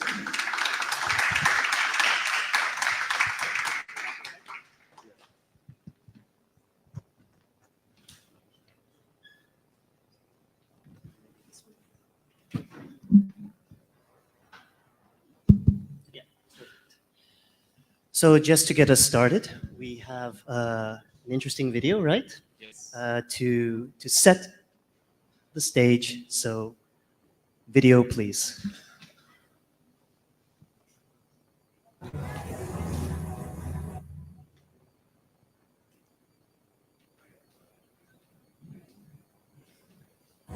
My name is Umesh Rathod. I live in Mumbai, Maharashtra, and a slum called Ambedkar. I'm working very hard so I can leave the slum in future and want to come back and help my community.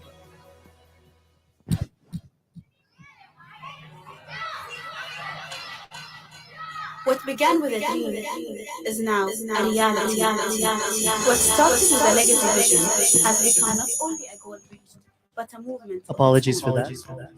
In 2010, when Qatar was awarded the right to host the World Cup, Generation Amazing Foundation called up. Football has the power to inspire people.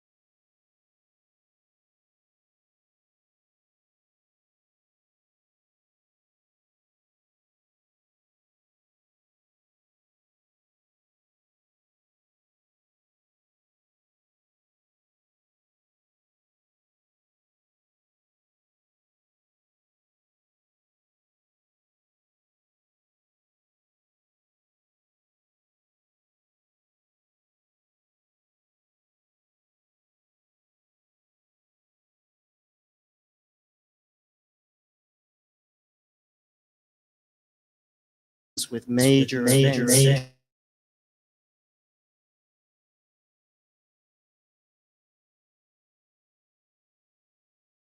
Materials, procurement, waste management, energy, etc. But you've taken the approach to focus on human impact. Can you tell us a little bit about that history, where that began, and the journey of how you, as a foundation, decided to focus on human impact? Sure. Thank you, Nick. Good morning or good afternoon to everyone. I'm really happy to be here today and to address you. Yeah, I mean, going back to your point, I think, generally with this World Cup, there's a lot of emphasis on sustainability across, carbon neutrality, waste management, stadiums in terms of legacy as well. There's been a lot of thought and design into what happens and how stadiums are repurposed post World Cup, and there's a plan for every single stadium, including the one that we're in now. For us at Generation Amazing, as you mentioned, we are the Human and Social Legacy project under the FIFA World Cup Qatar 2022. And what we focus on is kind of youth leadership and youth empowerment through sports, and mainly focusing on disadvantaged and marginalized communities across the world. We started at the very early stages in 2010, looking at the refugee migration of kind of a lot of the refugees from Syria and in the Arab region. We built our first project, which was a football pitch for a refugee population from Palestine and northern Lebanon. And since then, we've expanded and built and refurbished over 45 football pitches across the world. And we've been able to impact 1 million young lives of boys and girls across all of the programs that we do.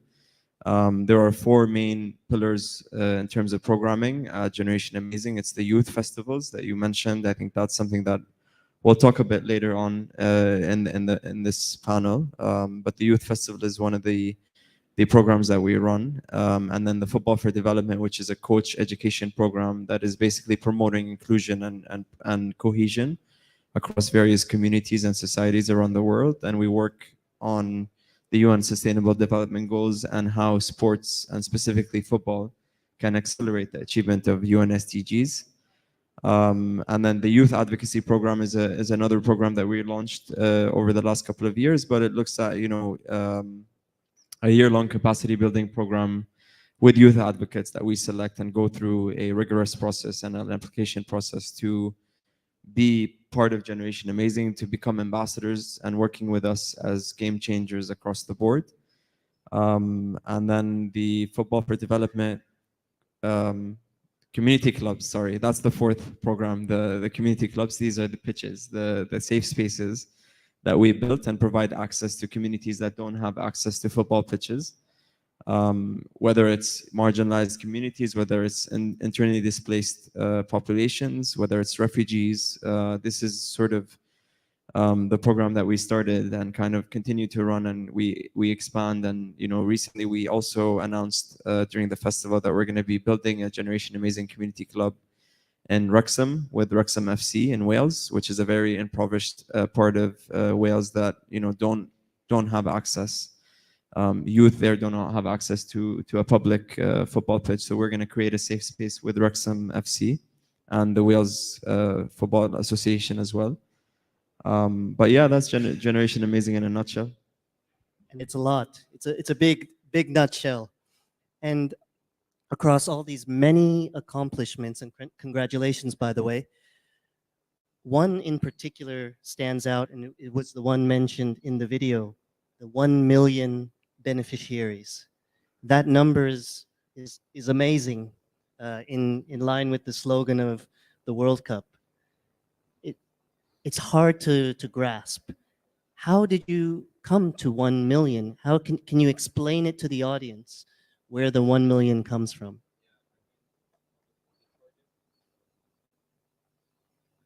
So the target for Generation Amazing since the beginning, when we launched, the leadership at that time, when Generation Amazing was announced at the early stages of the bid, and we're actually part of the bid. We're in the bid book that was submitted to FIFA. So regardless of Qatar winning the bid or not, Generation Amazing was going to continue because we believed that sports has a transformative power to bring people together, to unite, to promote values of inclusion, to promote the UN Sustainable Development Goals.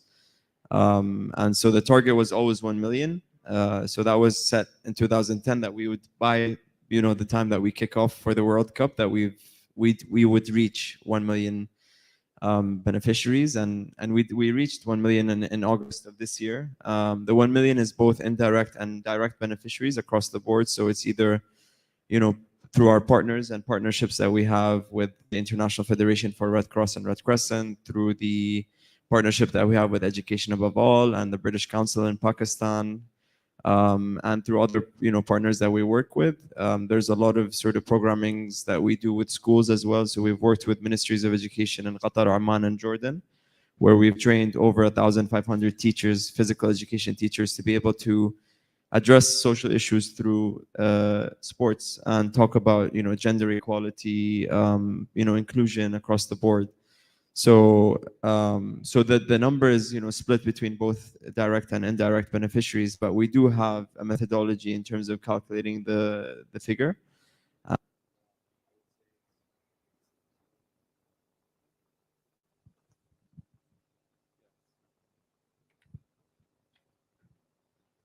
So yeah, I mean, the beneficiary count, again, it's both indirect and direct beneficiaries, through the festivals, through the youth advocacy program, through all the partnerships that we have. We also have a partnership that goes beyond 2022, and as a foundation that was announced one day before the World Cup at the at our youth festival.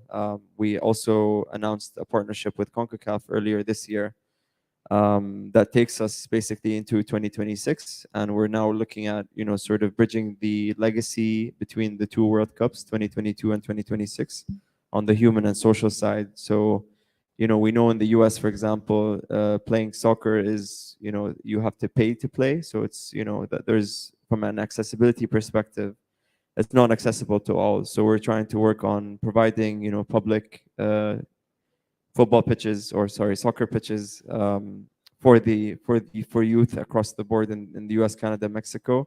We're also working with CONCACAF on a grassroots football for development program, looking at a lot of the MAs, mainly in the Caribbean islands, and how we can build capacity in terms of providing coach education, and community coaches that can address social issues, whether it's preventing violent extremism, whether it's looking at drug addiction and issues around that, whether it's promoting gender equality and social cohesion. So there's a lot of different, countries that have different social issues, and every single, project that we work on addresses a specific social issue. So from that perspective, the number is only going to grow from now until 2026. So yeah, that's wonderful.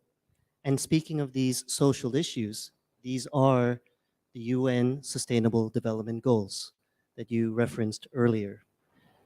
How has that alignment been for your organization? Because one of the challenges of the UN SDGs for many organizations and practitioners in the sector is that they're often designed for states in terms of development accomplishments and objectives, right? So GDP, etc. But we're talking about programs and projects on the ground. How has that alignment process been? Yeah, so I think from that perspective, I mean, our coach education program really addresses, we have a mapping exercise that's, available on our website that shows exactly how we're aligned with the United Nations Development Goals. And I think, generally we see sports as a catalyst to, expedite achieving those goals. And I think we use, the power of football to address and kind of embed these values of inclusion, gender equality, education for all, across the board in everything we do. And I think, if anything, sports actually, and football specifically, has that power to accelerate achieving those goals. And I think this is the power of Generation Amazing, but also sports for development, across the board. A lot of NGOs and a lot of partners that we work with, we believe in sort of, using this platform as a catalyst to expedite and to achieve the UN Sustainable Development Goals.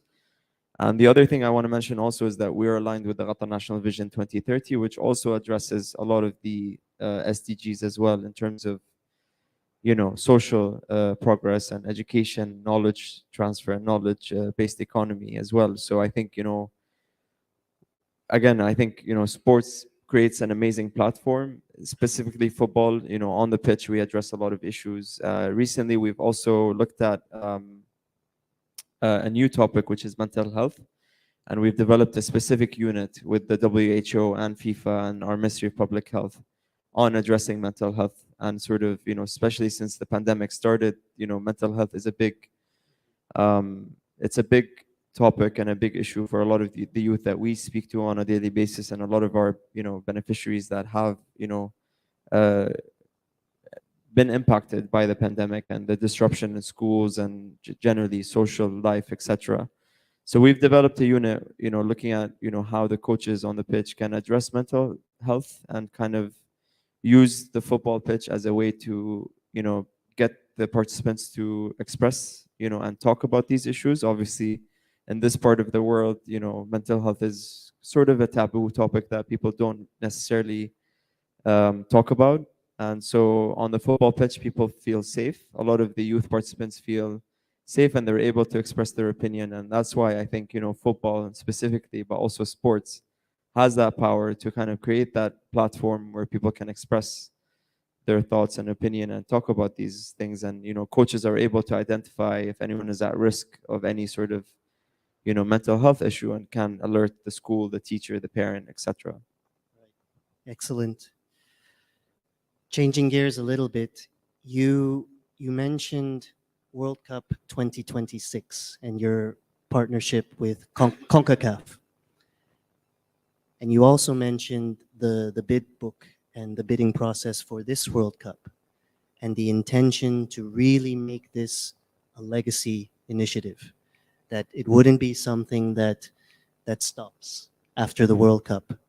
Please elaborate for us, or let's discuss a little bit more what that intention is.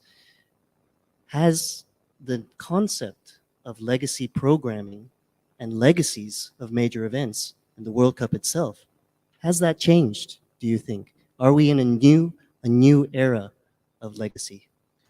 I mean, yeah, I think so. I don't know if you guys had a chance to visit our Legacy Pavilion in our office in Al Bida, but if you haven't, you should, because it showcases all the legacy initiatives, not just GA, but the legacy in terms of infrastructure, sustainability, workers, human rights, across the board. There's a lot of legacy that, started before the World Cup and sort of at the very early stages, and I think this is the first World Cup and the first, host country to look at legacy pre and during and post tournament, rather than legacy being an afterthought and legacy kind of, being planned after the World Cup is over. So I think, our legacy started from the very beginning. Generation Amazing, the social reforms on the labor side in the country, the tournament, from an infrastructure perspective, there's been a lot of thought and planning, and even in the design of the stadiums, what happens to these infrastructures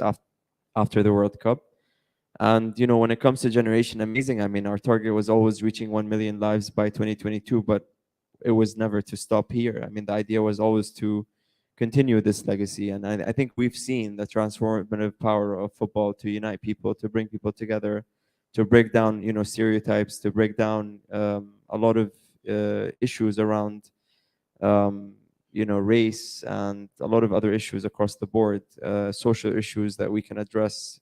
For example, our project in Rwanda that we launched recently looks at, taking kids off the street that have a lot of, issues around drug addiction and stuff, and puts them through a rehabilitation program. And we're working with the government of Rwanda, with the Ministry of Youth and Sports and the National Rehabilitation Center, on kind of creating a more inclusive society where these kids go through a rehabilitation program and then are reintegrated into society as global citizens. So I think, across the board, that legacy we would like to continue beyond the World Cup. And this is why we partnered with, CONCACAF. We partnered recently also with UNHCR and Education Above All, looking at sports toolkit to address refugees. And I think this is something that, a lot of refugees, we have an amazing story of 4 football players that, were in Zaatari camp in Syria. In Jordan. They're Syrian refugees in Zaatari camp. And, they got the chance to play professional football in Brazil because of the Brazil World Cup and because of that legislation change where they allowed refugees to come on sports visas. And so we met a producer of the documentary that was covering the boys' journey to Brazil. And, I asked Hashim, what is your plan? Like, it was a movie that at that time, now it's a documentary series. But Hashim said that that's it. They just play in Brazil and that's it. And I was like, they should come to Doha and be part of this World Cup, because this is the World Cup to the Middle East and to the Arab world. And it's the first time that it comes to this part of the world. So we have the boys now in Qatar and they're here with us, and their documentary series is called Chasing Dreams. It's going to be out soon, hopefully on Netflix or one of the streaming channels. But it's an amazing story of how refugees, again, they were given a lifetime, once in a lifetime opportunity, and sports, and kind of the power of sports kind of, took them out of the refugee camp, and now they're sort of on a global scale. They've met with a lot of legends like David Beckham, Xavi, Tim Cahill, a lot of our ambassadors. And it's funny because, they were a source of inspiration to the youth, but it was the other way around, where David told them, you guys are inspiring me. And, their stories are incredible. And I think this is, one of the reasons why we're working with UNHCR and Education Above All, because we believe that education and sports specifically can provide, that sort of, opportunity to a lot of marginalized and disadvantaged communities around the world. Great. And can we get a preview of what you have in mind for 2026? Any hints there? Yeah, sure. So, I mean, from that perspective, definitely the youth festival. So, this year, for the first time, we had the 4th edition of the youth festival was very unique because it was a school exchange program, the first of its kind under a FIFA World Cup. So we basically had a school that enrolled in the program, and it's a year-long cultural educational program that, we worked with students, in October. We had 2 online conferences where we addressed, promoted the UN Sustainable Development Goals, promoted, the values of inclusion, but also, we promoted, and we had a lot of, partners of ours. UEFA presented the workshop. We had CONCACAF delivering a workshop. We had also a workshop by FIFA and a message as well by Macri, who's the chairman of the FIFA Foundation, talking to the youth and the importance of sports and education. And I think the idea is that we build capacity, and everything we do is kind of, we build capacity for them to pass it on. Our slogan is, pass it on. So a lot of the things we do is we build capacity, and we create sort of, that, train the trainer, where we, embed, these values in youth and coaches, that they go back to their communities and pass it on. And this year's festival was unique, as I said, because we had 32 countries coming together and celebrating the World Cup, attending the World Cup, but also learning about the role as kind of agents of change and game changers, their role when they go back to their community. So we're going to continue working with these schools, and then into next year, where there's a service learning component, and that complements the International Baccalaureate curriculum. And so we're going to work with the schools on how they can give back to their communities through football and through sports, where all the schools have to come up with a project, and those projects will be pitched to us, and then we'll select like the top 5 projects. They will be announced by one of our ambassadors, whether it's David or someone else, and they will get a grant to implement those projects in their communities. So, for example, the school from Brazil that was with us and participated in the festival would need to address a social issue in Brazil, whether it's doing something with one of the favelas in Brazil, or going to a disadvantaged, marginalized group in Brazil, and kind of using football to give back, and the service learning component. And this is part of the UN Sustainable Development Goals as well, in terms of giving back and service learning. So that was a unique project that we hope to continue. And the idea is that we run these festivals in the lead up to 2026 and at during the World Cup 2026. But there's other things that we're going to do around 2026, not just with CONCACAF. We're talking to the U.S. Soccer Foundation right now in terms of providing access, building soccer pitches across the U.S. and what that looks like. We're in touch with the mayor from Vancouver, in terms of the legacy as well, because a lot of the different cities are trying to plan what that legacy is. So we're in conversations with different stakeholders across the U.S., Canada, Mexico to look at what their legacy is. And a lot of them are very inspired by Qatar and what we've done, not just with Generation Amazing, but across the board. So we are gonna look at supporting that the legacy of 2026. That's fantastic. And we have many FIFA Master alumni that are working in North America and with the World Cup and with CONCACAF. And we hope you would be open to receiving ideas and projects and proposals from our community. For sure, definitely. Yes, we'd love to connect, and yeah, we can share our contact details so we can connect in the beginning of the year and we can see how we can work together, definitely. Fantastic. Well, sadly it has come, time has come, and it's time to pass it on. But it's been wonderful having you here. Thank you very much for your comments and insight, Mr. Al-Khoury. Thank you. Thank you.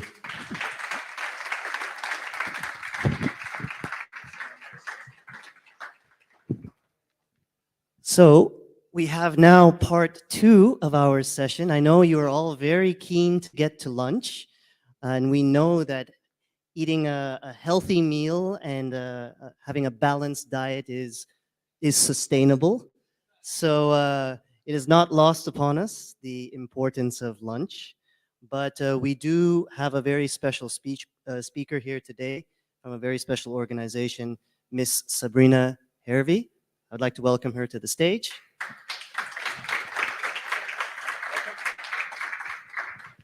Sabrina's with Education Above All. And yeah. Okay. So please, Sabrina, tell us a little bit about Education Above All. What is Education Above All, and what is your work? Thank you. Well, Education Above All is an independent foundation that was founded by Sheikh Moza bint Nasser in 2012. So we're about 10 years old. This year, actually in November, we turned 10. Our objective is to help enable growth opportunities for the most vulnerable and marginalized youth and children and women as well around the world. We do this through providing educational opportunities to the most marginalized. Sorry, overcoming the Doha flu that's going around a bit. I can jokingly say that's what happens when you bring tens of thousands of people together for the first time in 2 years. Anyway, so Education Above All comprises 4 main programs: Al-Fahura, Rota, Peace, and Educated Child. And each one has a unique mandate. So Al-Fahura really focuses on providing tertiary and vocational technical skills to youth, particularly, or it started with a focus on Palestine and the Middle East, but has now moved a little bit more globally, looking at refugees, displaced populations, and those who would not otherwise have opportunities to actually have a higher education. Rota, its name is no longer really relevant because it works globally, but it was Reach Out to Asia, which really focused originally on Asia, and now has a global mandate to help support the development of a global citizenship and green skills for youth in the, well, globally, but really their focus is on the Arab and Middle East regions and Africa. And then Peace is protecting education in insecurity and conflict.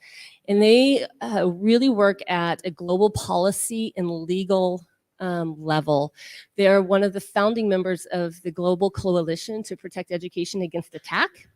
and work on legal frameworks to protect education from attack. And they helped develop the Safe Schools Declaration that now has hundreds of countries signed on to.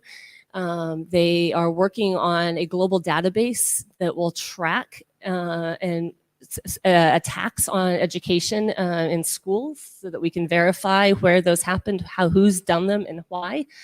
And then there's Educate a Child, which is EAA's flagship program, and it's really the largest initiative that we have. It's freezing here, I'm shaking.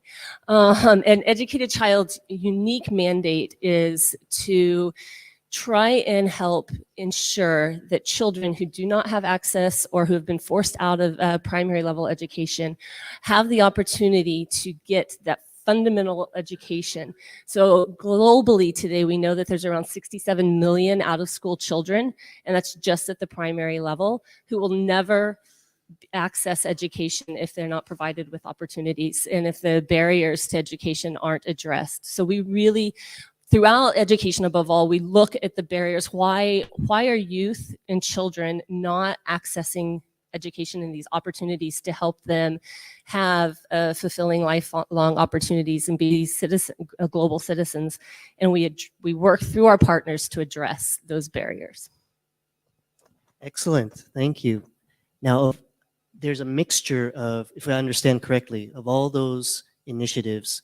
Some of them are permanent, let's say, long-standing initiatives, and some are specifically linked to the World Cup, right? And you also mentioned that there's partnership and collaboration with Generation Amazing and other stakeholders. Can you comment a little bit about being part of the World Cup, some of the activities that are specific to that, and Generation Amazing?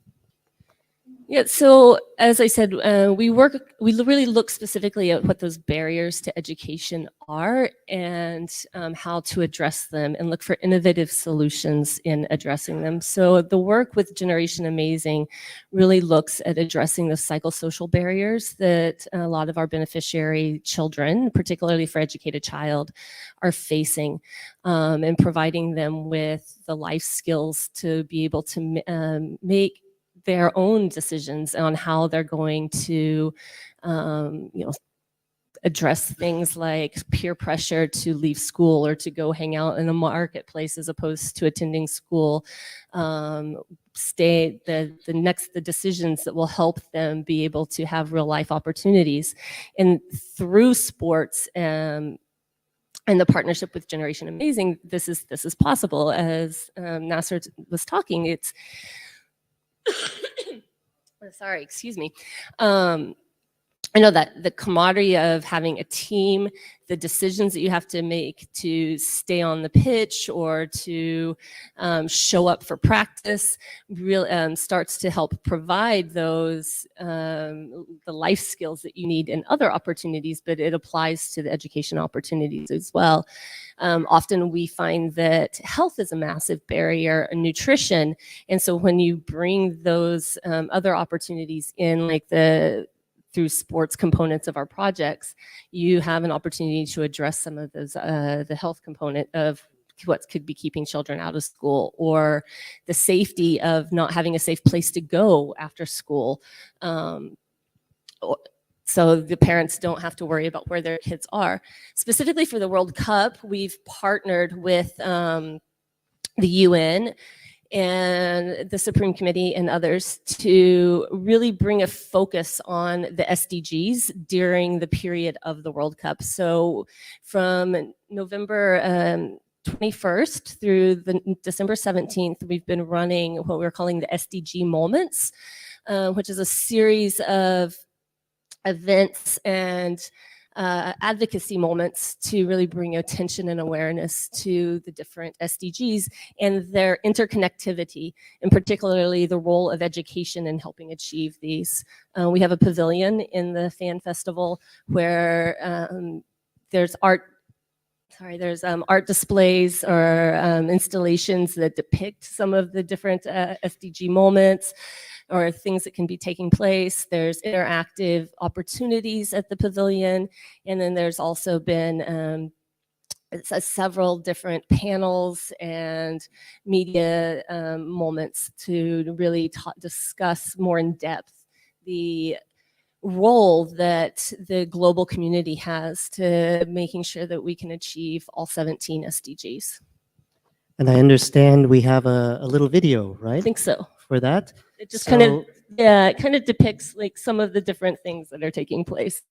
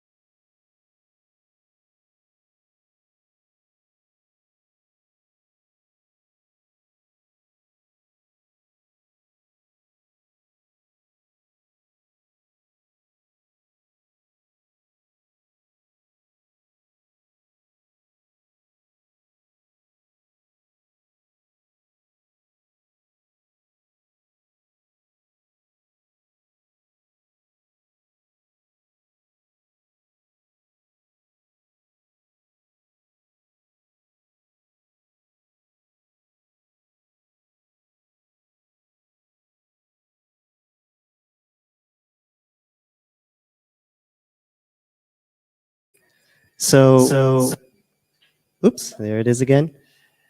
So there's clearly a big emphasis and alignment on the SDGs, right? But as we discussed with Nasser Al-Khoury earlier, there's a challenge as well with doing that work, especially when it comes to demonstrating impact and change. What has been the approach of Education Above All, and how do you demonstrate the impact that your organization is making for these SDGs? Because one of the hardest things about tackling human and social issues is that it's often hard to quantify, right? And even when it is potentially possible to quantify, a lot of impacts take a long time to materialize, right? 5, maybe 10 years. So, or more potentially. So yeah, give us a little perspective on that in your work. So this has always been a challenge, especially with educational development or international education development. Education outcomes are harder to show than health outcomes and other sectors where you can have immediate results and just really see the change. At Educate a Child, we started off with a goal of making sure that we gave access to education, to quality primary education, to 10 million children. We have achieved that goal and more. How do we know we've achieved that goal? We have a little saying at EAC that you don't count if you're not counted, which means that every single one of our partner projects has to count every individual child and report that child that they've enrolled. So we know the exact number of children that we have enrolled in school because our partners are required to keep track of individual level children.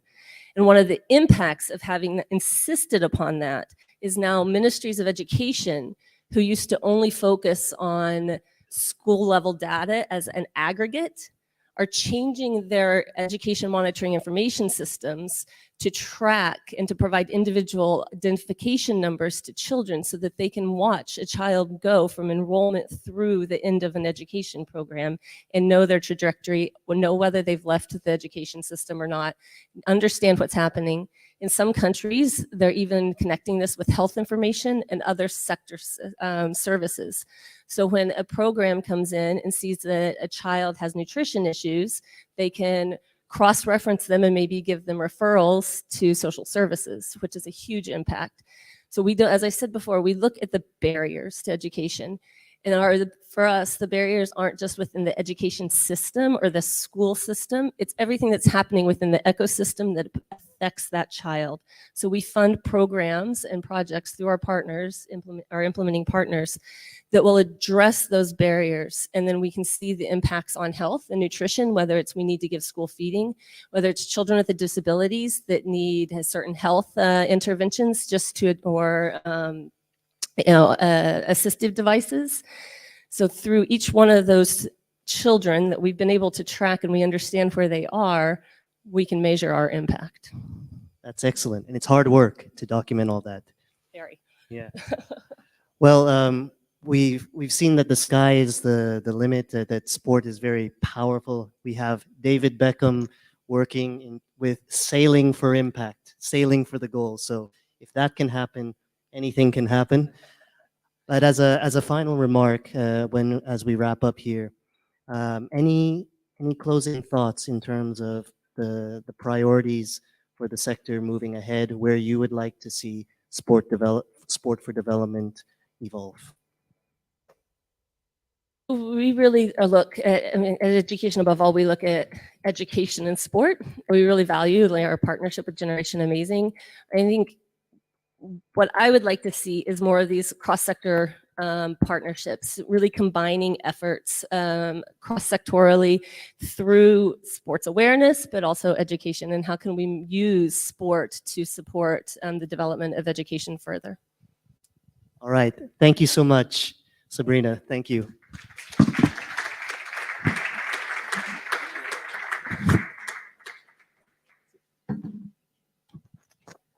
So before we take the lunch break, I would just like to let you know that we have a business initiative next in the area over there.